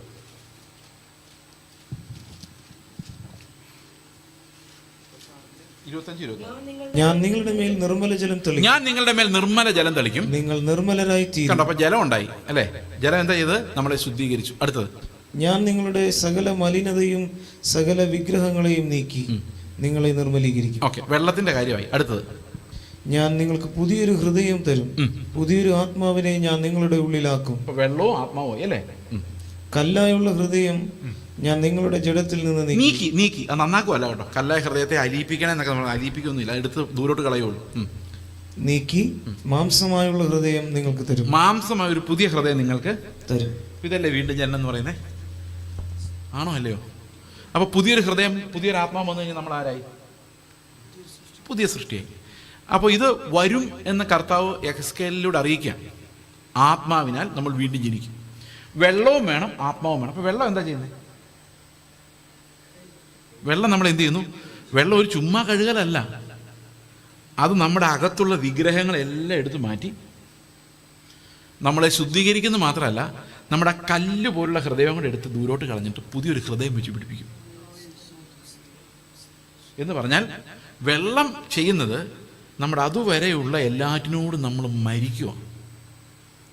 നമ്മുടെ ലൈഫിൽ കാഴ്ചപ്പാട് നമ്മൾ പഠിച്ചു വന്നത്, ദൈവരാജ്യത്തിൽ പ്രവേശിക്കാൻ നമ്മുടെ തടസ്സം എന്താ? കാറ്റുപോലെ വീശാനുള്ള നമ്മുടെ തടസ്സം എന്താ? എന്തുകൊണ്ടാണ് നമുക്ക് കാറ്റുപോലെ വീശാൻ പറ്റാത്തത്? നമ്മൾ ഈ ലോകത്ത് ഒത്തിരി പാഠങ്ങൾ പഠിച്ചിട്ടുണ്ട്. ഈ പാഠങ്ങൾ കാരണമാണ് നമുക്ക് എന്ത് ചെയ്യാൻ പറ്റാത്തത്? ഈ കാറ്റുപോലെ വീശാൻ നമുക്ക് പറ്റാത്തത്.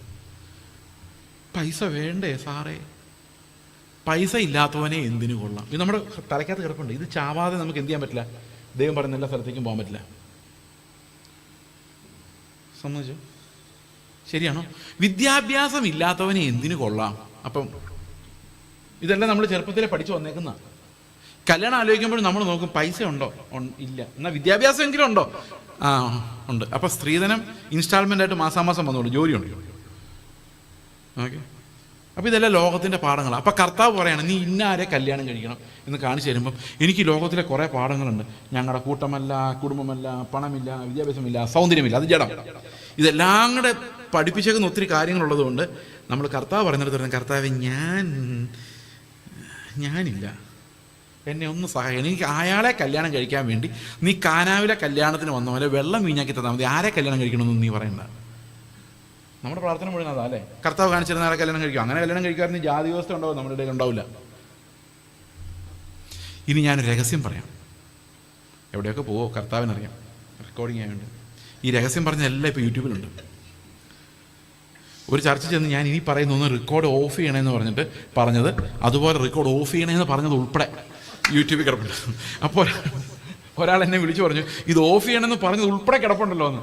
ഞാൻ പറഞ്ഞു, എന്നാ ചെയ്യാൻ പറ്റും? 100 പേര് ഓൾറെഡി 2000-3000 പേര് ഓൾറെഡി കേട്ട് കഴിഞ്ഞാൽ ഈ സംഭവം വലിയ പിന്നൊന്നും ചെയ്യാൻ പറ്റത്തില്ല. 100 പേരും എല്ലാവരും നമുക്ക് മാറ്റിയിടായിരുന്നു. ഓക്കെ, ഈ ഹൈന്ദവ മാർഗത്തിന് വിശ്വാസത്തിൽ വരുമ്പം ഉണ്ടാകുന്നൊരു ക്രൈസിസ്, അവരുടെ വിവാഹങ്ങൾ നടക്കുന്നില്ലെന്നാണ്. കാരണം പെൺപിള്ളേരെ കൂടുതൽ വരുന്നത്. അച്ചായന്മാരുടെ പിള്ളേരുടെ കല്യാണാലോചനയ്ക്ക് അവർ പരിഗണിക്കില്ല. സുവിശേഷം പറയാൻ പോകും, രക്ഷിക്കപ്പെട്ടു എന്ന് കഴിഞ്ഞാൽ ഒരു അപ്പത്തിൻ്റെ അംശങ്ങളായിട്ട് കാണില്ല. അപ്പം എന്നാൽ പിന്നെ ട്രാക്ക് കൊടുക്കാൻ പോയിരിക്കണ്ടേ? ഇവരവരുടെ വീടും കൂടും എല്ലാം വിട്ട് നമ്മുടെ കൂടെ കൂടി നമ്മളെ എന്നാൽ നമ്മുടെ കൂട്ടത്തിലാന്ന് കരുതുകയല്ല. കല്യാണം ആലോചിക്കുമ്പോൾ അവരെ മൈൻഡ് ചെയ്യത്തില്ല. ദൈവം ഉറപ്പായിട്ടും ഇതിനെതിരെ ന്യായം വിധിക്കും, ഉറപ്പായിട്ട് ന്യായം വിധിക്കും. നിങ്ങൾ ഈ പഴയ ജഡത്തിൻ്റെ പ്രമാണം ഇരുന്നുകൊണ്ട് കാറ്റുപോലെ വീശാൻ പറ്റാതെ എന്നോട് അമേരിക്കയിലൊരു സഹോദരി വിളിച്ചിട്ട് പറയും, എൻ്റെ പാസ്റ്ററെ ഞാൻ ക്രിസ്ത്യൻ കൺവേർട്ടാണ്, ഞാൻ വിചാരിച്ചുകൊണ്ടിരുന്ന ഹിന്ദു വിശ്വാസത്തിൽ നിന്നൊക്കെ ഒരു പെൺകുട്ടി ഒറ്റയ്ക്ക് വന്നു എന്ന് പറയുമ്പം നമ്മുടെയൊക്കെ പിള്ളേരെ കെട്ടിക്കാൻ വേണ്ടി ആൾക്കാർ തിടുക്കപ്പെടുമായിരിക്കും. വിശ്വാസത്തിൻ്റെ തീഷ്ണത കൊണ്ടാണല്ലോ അവർ വിട്ടിട്ട് പോകുന്നത്. പക്ഷേ ഇവിടെ വന്നപ്പോഴാണ് മനസ്സിലായത് അങ്ങനൊന്നും അല്ല ഈ പരിപാടി നടക്കുന്നുള്ള കാര്യമൊന്നും. ഇവിടെ പാലക്കാട് ഒരു വിജയരാഘവൻ എന്ന് പറഞ്ഞൊരു MP ഉണ്ടായിരുന്നു പണ്ട്, കോൺഗ്രസിൻ്റെ. പുള്ളി എൻ്റെ ഒരു ഫ്രണ്ടിനോട് പറഞ്ഞതാണ്, ക്രിസ്ത്യാനികളോട് എനിക്ക് വെറുപ്പാണ്, വൈരാഗ്യമാണ്. കാരണം എത്രയോ ഹിന്ദു സഹോദരിമാർ വിശ്വാസത്തിൽ കൊണ്ടുവന്നിട്ട് കല്യാണം നടക്കാതെ നിൽപ്പുണ്ടെന്ന് നിങ്ങൾക്ക് അറിയാമെന്ന് ചോദിച്ചതാണ്. It's A social challenge. നമ്മുടെ അകത്തൊരു ഇൻ്റഗ്രേഷൻ. കാരണം കർത്താവ് കാണിച്ചിരുന്നുണ്ട്. ഇപ്പം എൻ്റെ ഒരു ബന്ധുവിൻ്റെ മകൻ്റെ കല്യാണം എല്ലാം റെഡിയായി ഉറപ്പിക്കാറായി കഴിഞ്ഞപ്പം ഈ പെൺകുട്ടിയുടെ അപ്പം പറഞ്ഞു, ഞങ്ങൾ ഇന്ന ബാക്ക്ഗ്രൗണ്ടിൽ നിന്ന് രക്ഷിക്കപ്പെട്ട് വന്നതാണ്, നാളെ ഒരു പ്രശ്നം ഉണ്ടാകാതിരിക്കാൻ വേണ്ടി പറഞ്ഞു എന്ന് പറഞ്ഞപ്പം എൻ്റെ ബന്ധു പറഞ്ഞു, അയ്യോ അതിനെന്നാ, നമ്മളെല്ലാം ഒരേ രക്തത്തിൻ്റെ അംശികളല്ലേ, ഒരേ അപ്പത്തിൻ്റെ അംശികളും അല്ലേ എന്നൊക്കെ ചോദിച്ചെങ്കിലും പിന്നെ ആ വഴിക്ക് പുള്ളി പോയില്ല. ഇതൊന്നും കർത്താവിനെ അനുസരിക്കാനുള്ള നമ്മുടെ തടസ്സങ്ങളാണിതെല്ലാം. നിങ്ങൾക്ക് ഇഷ്ടപ്പെട്ട് കാണുമെന്ന് എനിക്ക് തോന്നുന്നില്ല. ഞങ്ങളുടെ ചെറുക്കൻ്റെ കല്യാണം കഴിഞ്ഞിട്ട് ഇത് പറഞ്ഞാൽ കുഴപ്പമില്ലായിരുന്നു നിങ്ങൾ പണ്ട് ചിന്തിക്കുമായിരിക്കും. കുഴപ്പമില്ല, ആർക്കും ഇഷ്ടപ്പെടുന്നില്ല. ഓക്കെ, അപ്പോൾ എന്താണ് ഈ വെള്ളം എന്താ ചെയ്യുന്നത്? നമ്മൾ ചെറുപ്പകാലത്തെ പഠിച്ചു വെച്ചിട്ടുള്ള ഈ പാഠങ്ങളൊന്നും നമ്മുടെ തലേന്ന് പോകത്തില്ല. നിങ്ങളൊന്ന് ആലോചിക്കുക, ചെറുപ്പകാലത്ത് പഠിച്ചതാണോ മറക്കാൻ എളുപ്പം, പ്രായമാകുമ്പോൾ പഠിക്കുന്നതാണോ മറക്കാൻ എളുപ്പം?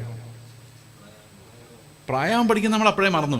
ചെറുപ്പത്തിൽ പഠിച്ചത് മറക്കാൻ പറ്റുമോ? 4, 3, 7 ആവുള്ളൂ. അത് എത്ര വർഷം കഴിഞ്ഞാലും നമ്മൾ വളരെ കഷ്ടപ്പെട്ടാണ് പഠിച്ചത്. 1, 2, 3, 4, 5, 6, 7 ഇങ്ങനെയൊക്കെ എണ്ണി പഠിച്ചതാണ്. ഭയങ്കര പാടായിരുന്നു. പക്ഷെ പാടുപെട്ട് പഠിക്കുന്നൊന്നും നമ്മൾ മറക്കില്ല. അത് ജീവിതകാലം മുഴുവൻ ഇങ്ങനെ നമ്മുടെ തലയിൽ കിടക്കും. അത് മറക്കണമെങ്കിൽ ഏതെങ്കിലും തേങ്ങ തലയിൽ വീഴണം, അതുവരെ അതങ്ങനെ കിടക്കും. ABCD മറക്കില്ല, മറക്കത്തില്ല അല്ലേ? മറക്കുമോ? വണ്ടി ഓടിക്കാൻ പഠിച്ചാൽ മറക്കില്ല. മടി പിടിച്ച് ചിലപ്പോൾ ഇരിക്കും, പക്ഷേ ആ ഓടിക്കുന്ന ആ കാലിൻ്റെ മൂവ്മെൻറ്റ് അത് പോവില്ല. നമ്മൾ പ്രാക്ടീസ് ചെയ്ത് പഠിക്കുന്ന ഒന്നും മറക്കുകയില്ല മിക്കവാറും കാര്യങ്ങൾ. പക്ഷേ പിന്നീട് പഠിച്ചില്ല. ഇപ്പം മൂലപാഠങ്ങൾ എന്ന് പറയും, അതായത് ലോകത്തിൻ്റെ ആദ്യ പാഠങ്ങൾ. ഇത് നമുക്ക് മറന്ന് ഒരു തീരുമാനം എടുക്കാൻ പറ്റത്തില്ല. അത് ഭയങ്കര ഫോഴ്സാണ് അതിന്. ഈ പഴയ ആ പഠനങ്ങൾക്ക് നമ്മൾ പണ്ട് നടന്ന അനുസരണക്കേടിൻ്റെ ആത്മാവിൽ നമ്മൾ നടന്ന ആ കാലഘട്ടം, ആ കാലഗതി, അനുസരണക്കേടിൻ്റെ മക്കളിൽ ഇപ്പോൾ വ്യാപരിക്കുന്ന ആ സാധനം എന്ന് പറയുന്നത് ഭയങ്കര പവർഫുള്ളാണ്. അതുകൊണ്ട് നമ്മൾ മരിക്കാതെ അതിൽ നിന്ന് രക്ഷപ്പെടാൻ പറ്റത്തില്ല. മനസ്സിലായോ? അപ്പൊ നമുക്ക് ഈ പാപത്തിൽ നിന്ന് രക്ഷപ്പെടാൻ എന്ത് വേണം? യുദ്ധത്തിന്റെ ആദ്യ ഭാഗം എന്ന് പറയുന്നത് നമ്മൾ ആത്മാവ് കാറ്റുപോലെ ആവുക എന്നുള്ളതാണ്. അബാൻഡൺ അവർ കൺട്രോൾസ്. നമ്മുടെ രാജ്യത്വം, ഈ സാത്താൻ നമ്മളെ പ്രലോഭിപ്പിച്ച് നമ്മുടെ രാജ്യം സ്ഥാപിക്കുന്ന, ഇപ്പം നമ്മുടെ വീടുകളിലെല്ലാം നിങ്ങളൊന്ന് ആലോചിച്ച് നോക്കിയേ. ഇന്നെന്താഴ്ച? ബുധൻ. ഓക്കെ, ഇന്ന് നമ്മൾ സ്തോത്രം ചെയ്യുകയാണെങ്കിൽ ഇന്നലെ രാത്രി ഞങ്ങളെ ക്ഷേമമായി കാത്തതെന്നേ പറയുള്ളൂ. ഞായറാഴ്ചയാണ് എന്താ പറയുന്നത്? ഈ കഴിഞ്ഞ ഒരാഴ്ച കാലം അല്ലേ? മാസാദ്യമാണല്ലോ, കഴിഞ്ഞ ഒരു മാസക്കാലം. ആണ്ടർജി മീറ്റിംഗ് ആണെങ്കിലോ ഒരു വർഷക്കാലം. ഇതൊന്നും അല്ലെങ്കിൽ നമുക്ക് പറയും ഇത്രത്തോളം എന്ന് പറഞ്ഞാൽ നമ്മുടെ ഈ കാലഘട്ടം വളർന്നു.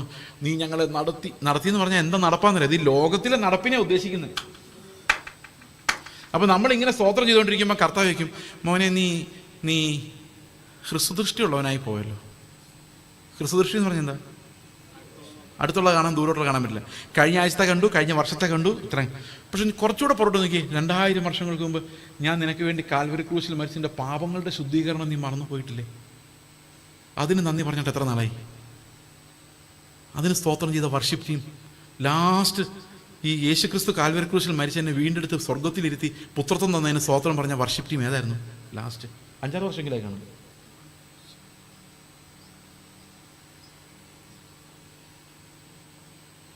നമ്മൾ പറയുന്ന മുഴുവൻ കഴിഞ്ഞ ആഴ്ച നടത്തി, കഴിഞ്ഞ മുമ്പത്തെ ആഴ്ച നടത്തി. ഈ അംബാനി അതിനേക്കാൾ നല്ല നടത്തി. അംബാനിയൊക്കെ എന്താ നടപ്പാ കർത്താവ് നടത്തിപ്പിച്ചെന്നറിയാം.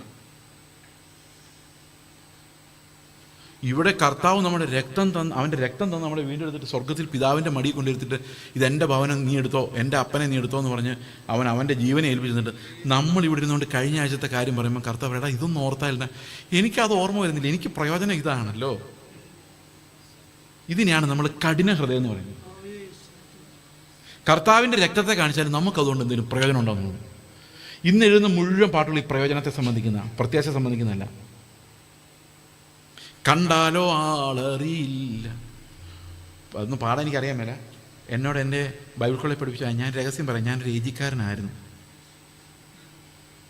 ഞാൻ സ്നാനപ്പെട്ടത് ഏജില്ല, ബൈബിൾ കോളേജ് പഠിച്ച ഏജില്ല. പുനലൂർ ബഥേൽ ബൈബിൾ കോളേജിൻ്റെ പ്രോഡക്റ്റാണ് ഞാൻ.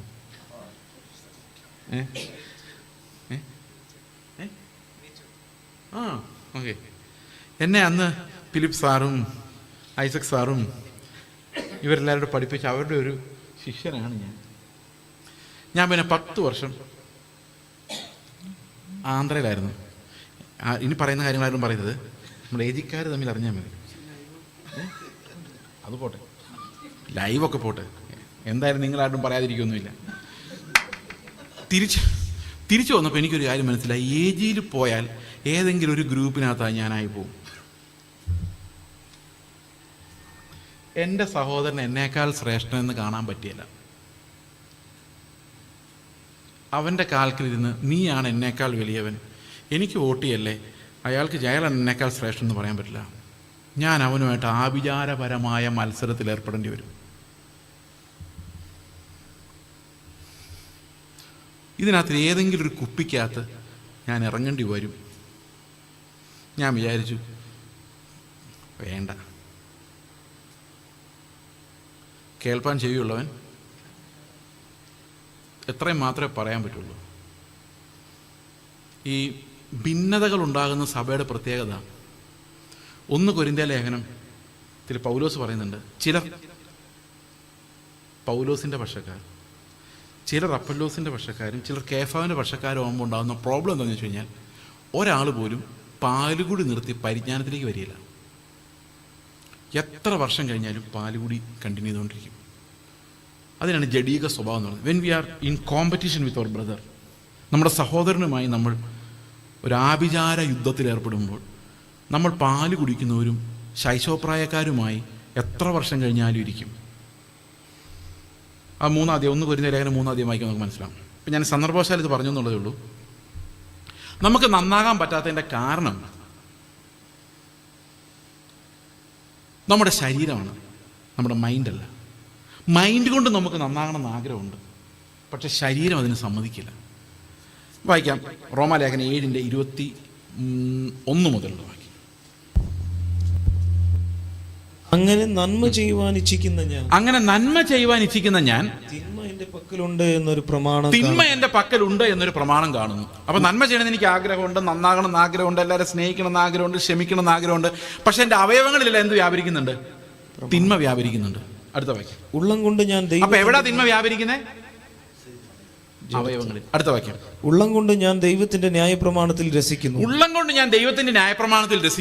എങ്കിലും എന്റെ ബുദ്ധിയുടെ പ്രമാണത്തോട് പോരാടുന്ന വേറൊരു പ്രമാണം ഞാൻ എന്റെ അവയവങ്ങളിൽ കാണുന്നു. അപ്പൊ എവിടെയാ കാണുന്നത്?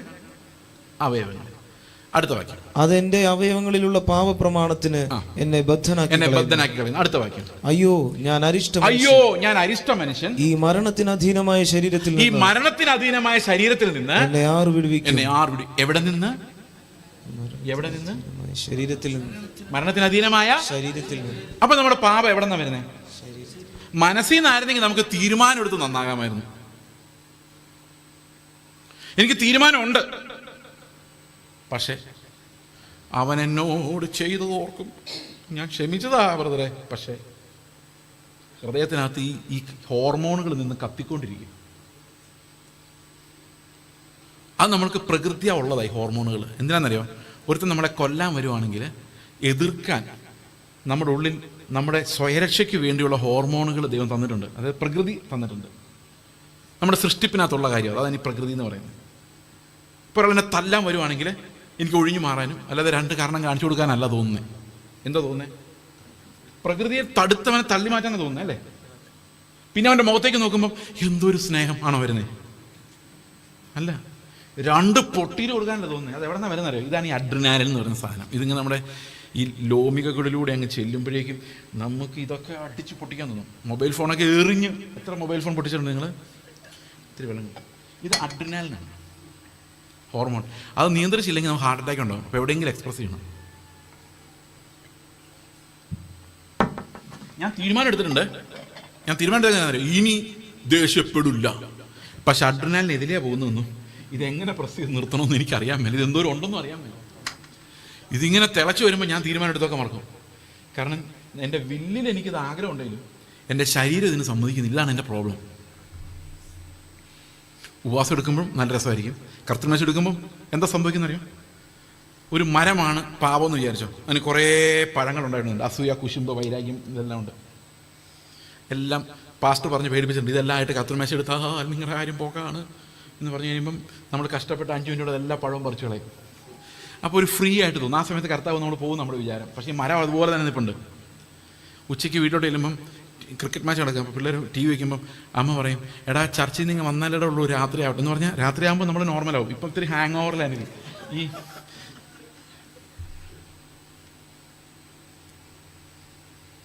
ചിലങ്ങളുണ്ട് ആരാധന കഴിഞ്ഞ് ഉടനെ അവിടെ വഴക്കായിരുന്നു. ഉടനെ വഴക്കായതാ പ്രശ്നം. ഒരു 5-3 മണിക്കൂർ കഴിഞ്ഞാൽ പിന്നെ നമുക്ക് ഒന്ന് സമ്മതിച്ചു കൊടുക്കാം. കാരണം അപ്പം നമ്മൾ നോർമലായല്ലോ. ഇതിപ്പം അബ്നോർമൽ സ്റ്റേജിലാണ് നമ്മുടെ ആത്മീയത ഇരിക്കുന്നത്. നന്നാകാത്തതിന് ആരെയും കുറ്റം പറഞ്ഞിട്ട് കാര്യമില്ല. മനുഷ്യൻ അങ്ങനെയാണ്. ഇപ്പം രാഷ്ട്രീയം എന്ന് പറഞ്ഞാൽ നമ്മൾ കുറ്റം പറഞ്ഞിട്ട് കാര്യമില്ല. മനുഷ്യൻ എസെൻഷ്യലി പാപിയാണ്.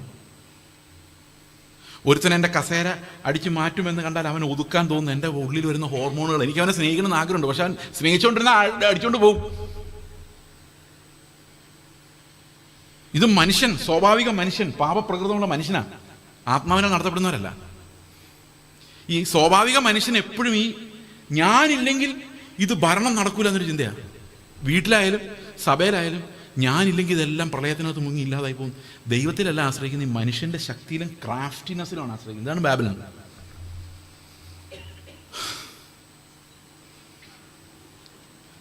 ഓക്കെയാണ്? സന്തോഷമായ?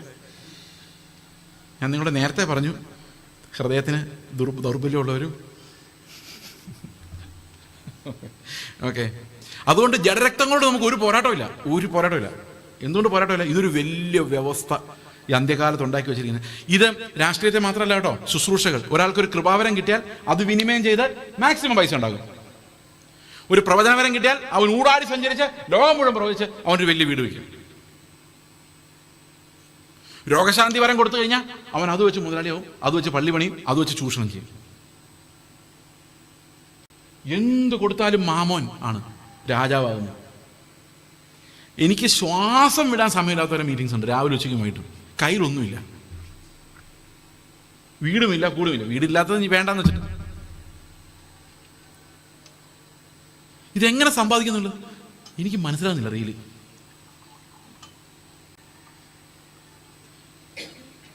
കാരണം ഇപ്പോഴും എത്ര കിട്ടിയാലും തികയാത്ത പോലെ ആവശ്യങ്ങളുള്ളവർ നമ്മുടെ ചർച്ചയിൽ തന്നെ ഇരിപ്പുണ്ട്. ഇതൊരു നിമിഷത്തേക്ക് ലൈവ് ഓഫ് ചെയ്യാനുള്ള വഴിയുണ്ടോ? ഇല്ല. ഒന്ന് ഓഫ് ചെയ്തേക്ക്.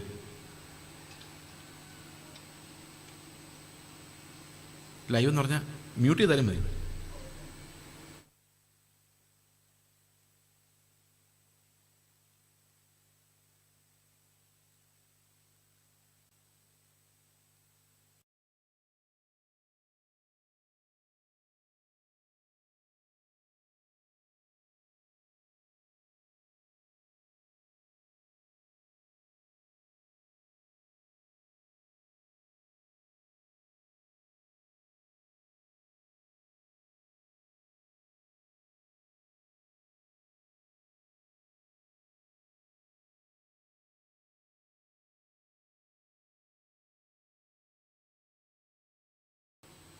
കാശ്, പണം, റിസോഴ്സസ് ഈ കൂട്ടായ്മയിലേക്ക് ഒഴുകണമെങ്കിൽ നമ്മൾ കാറ്റ് പോലെ ആകുന്ന ഒരു മൈൻഡ് നമുക്കുണ്ടാകണം.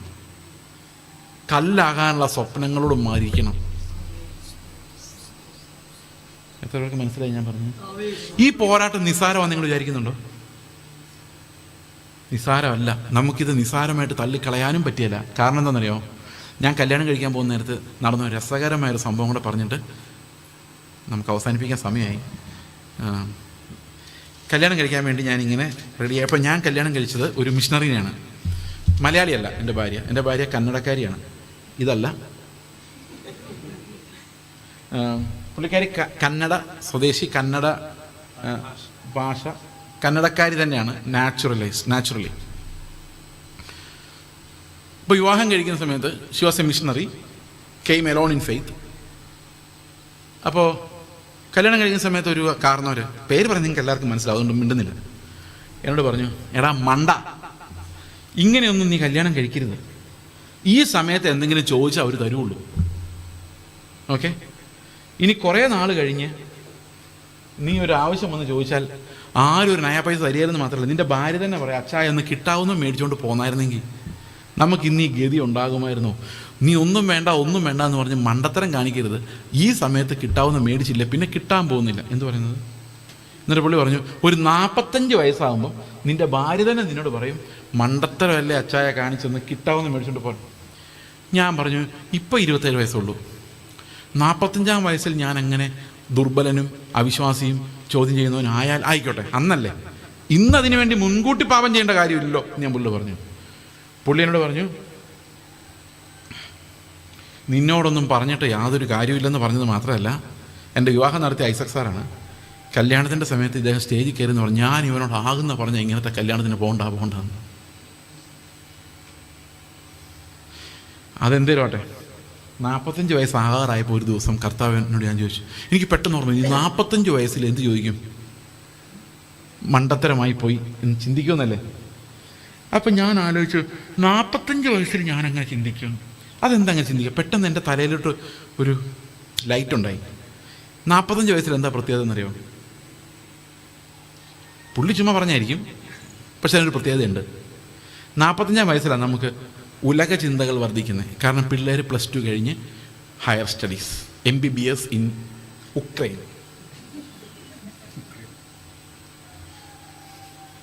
അല്ലെങ്കിൽ പെൺപിള്ളേരാണെങ്കിൽ കല്യാണം കഴിപ്പിക്കണമല്ലോ എന്നൊരാലോചന ഉള്ളിൻ്റെ ഉള്ളിൽ നാം വിടുന്ന പ്രായം. കയ്യിൽ വിറ്റാമിൻ M ഇല്ല, വീടില്ല, ക്യാഷില്ല, കാറ്റുപോലെ മിഷണറി ആയിട്ട് അവിടെ ഇവിടെ നടന്നിട്ട് അവസാനം പിള്ളേർ ചോദിക്കും, എന്നാ ഉണ്ടാക്കിയിട്ടുണ്ട് ഇപ്പം, എങ്ങനെ പോകും ചോദിച്ചു കഴിയുമ്പോൾ അവരുടെ മുഖത്ത് കണ്ണിലെ കണ്ണുനീര് കാണാൻ പറ്റാത്തത് കൊണ്ട് 45-ാം വയസ്സ് തൊട്ട് ശുശ്രൂഷകർ കാറ്റുപോലെ പോകുന്ന നിന്നിട്ട് കല്ലാകാനുള്ള പരിശ്രമം ആരംഭിക്കും. അപ്പോൾ അവർ ചോദിക്കും, ഗൾഫിലെങ്ങാനും വല്ല ചർച്ചയും കിട്ടാനുണ്ടോ? സെറ്റിലാകാൻ വേണ്ടിയാ, കല്ലാകാൻ വേണ്ടിയാ, കുറച്ചുകൂടെ നല്ല സഭ കിട്ടാൻ ആരെയും മണിയടിച്ചാൽ കിട്ടും. സെറ്റിൽമെൻറ്റിന് വേണ്ടിയുള്ളൊരു ഭ്രാന്ത് അവിടെ ആരംഭിക്കുക. പക്ഷെ ഒരു വലിയ പ്രശ്നം വരണമെന്നറിയോ? നമ്മളെപ്പോൾ കാറ്റുപോലെ വീശുന്നു നിൽക്കുമോ, ആ സമയത്ത് നമ്മുടെ പരിജ്ഞാനത്തിൻ്റെ വചനം പറയാൻ പറ്റാതാവും. നമ്മൾ പിന്നെ ആ ഒരു വിഷയം പ്രസംഗിക്കാൻ കാണുള്ളൂ, നിന്റെ വിഷയങ്ങളുടെ മേൽ ഇറങ്ങി വരുന്ന ദൈവം, അല്ലെങ്കിൽ ഇത്രത്തോളം നടത്തിയ ദൈവം. നടത്തി ഗൾഫിൽ കൊണ്ടുപോയി കാശുണ്ടാക്കി, അതാണ് ഈ നടത്തിപ്പെന്ന് പറയുന്നത്. അല്ലാതെ പാപങ്ങളിൽ നിന്ന് ജയിക്കാൻ നടത്തി അതൊന്നുമല്ല.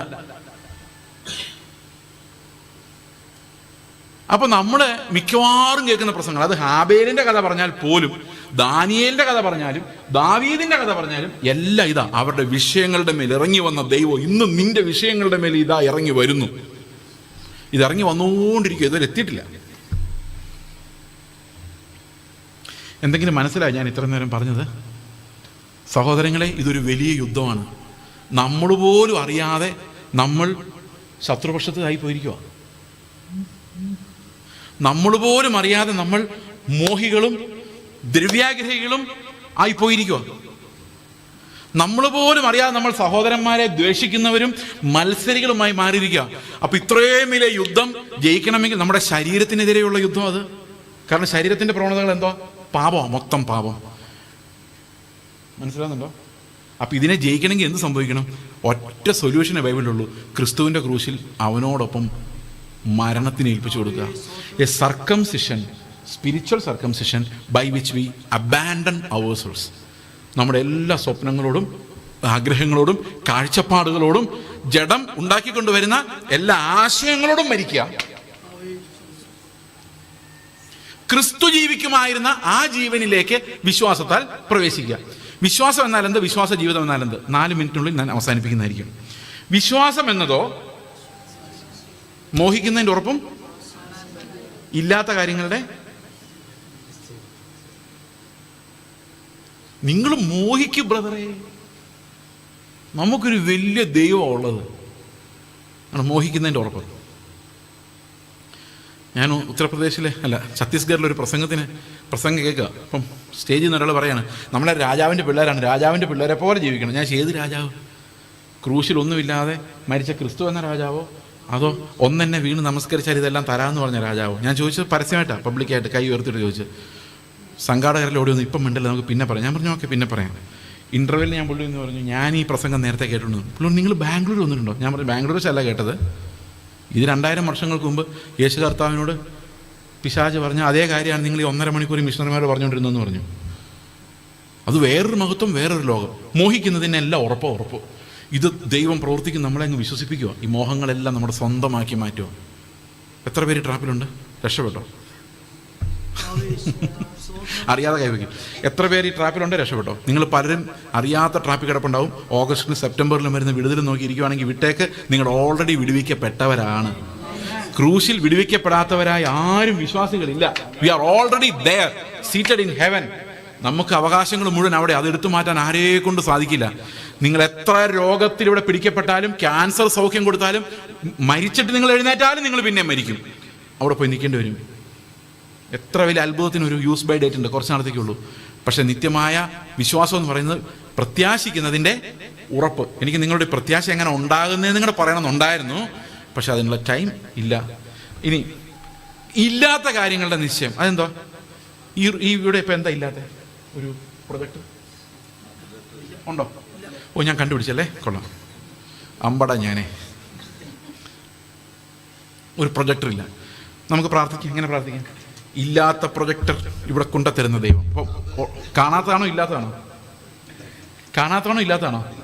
ഇല്ലാത്ത കാർ, ഇല്ലാത്ത വീട്, ഇല്ലാത്ത പ്രൊജക്ടർ കൊണ്ടുത്തരുന്ന ദൈവം. ഇതാണോ വിശ്വാസം? അല്ല. കാണാത്ത കാര്യം. എന്താ കാണാത്ത കാര്യം? 2-3 പേർ എവിടെ കൂടിയാലും അവരുടെ നടുവിൽ കർത്താവ് ഉണ്ട്. ഉള്ളതാണോ ഇല്ലാത്തതാണോ? ഉണ്ട്, കാണുന്നില്ല. അതാ ഫെയ്ത്ത്. കാണുന്ന കാര്യങ്ങൾ താൽക്കാലികം, കാണാത്തതോ നിത്യം. അപ്പൊ കാണാത്ത കാര്യങ്ങളുടെ നിശ്ചയം എന്ന് പറഞ്ഞാൽ എന്ത് കാര്യങ്ങളാ? നിത്യമായ കാര്യങ്ങൾ. അപ്പൊ വിശ്വാസം എന്നതോ പ്രത്യാശിക്കുന്നതിന്റെ ഉറപ്പും നിത്യമായ കാര്യങ്ങളുടെ നിശ്ചയമാണെങ്കിൽ ഇന്നതിനെ നമ്മൾ എങ്ങനെ മാറ്റിയെന്നറിയാം?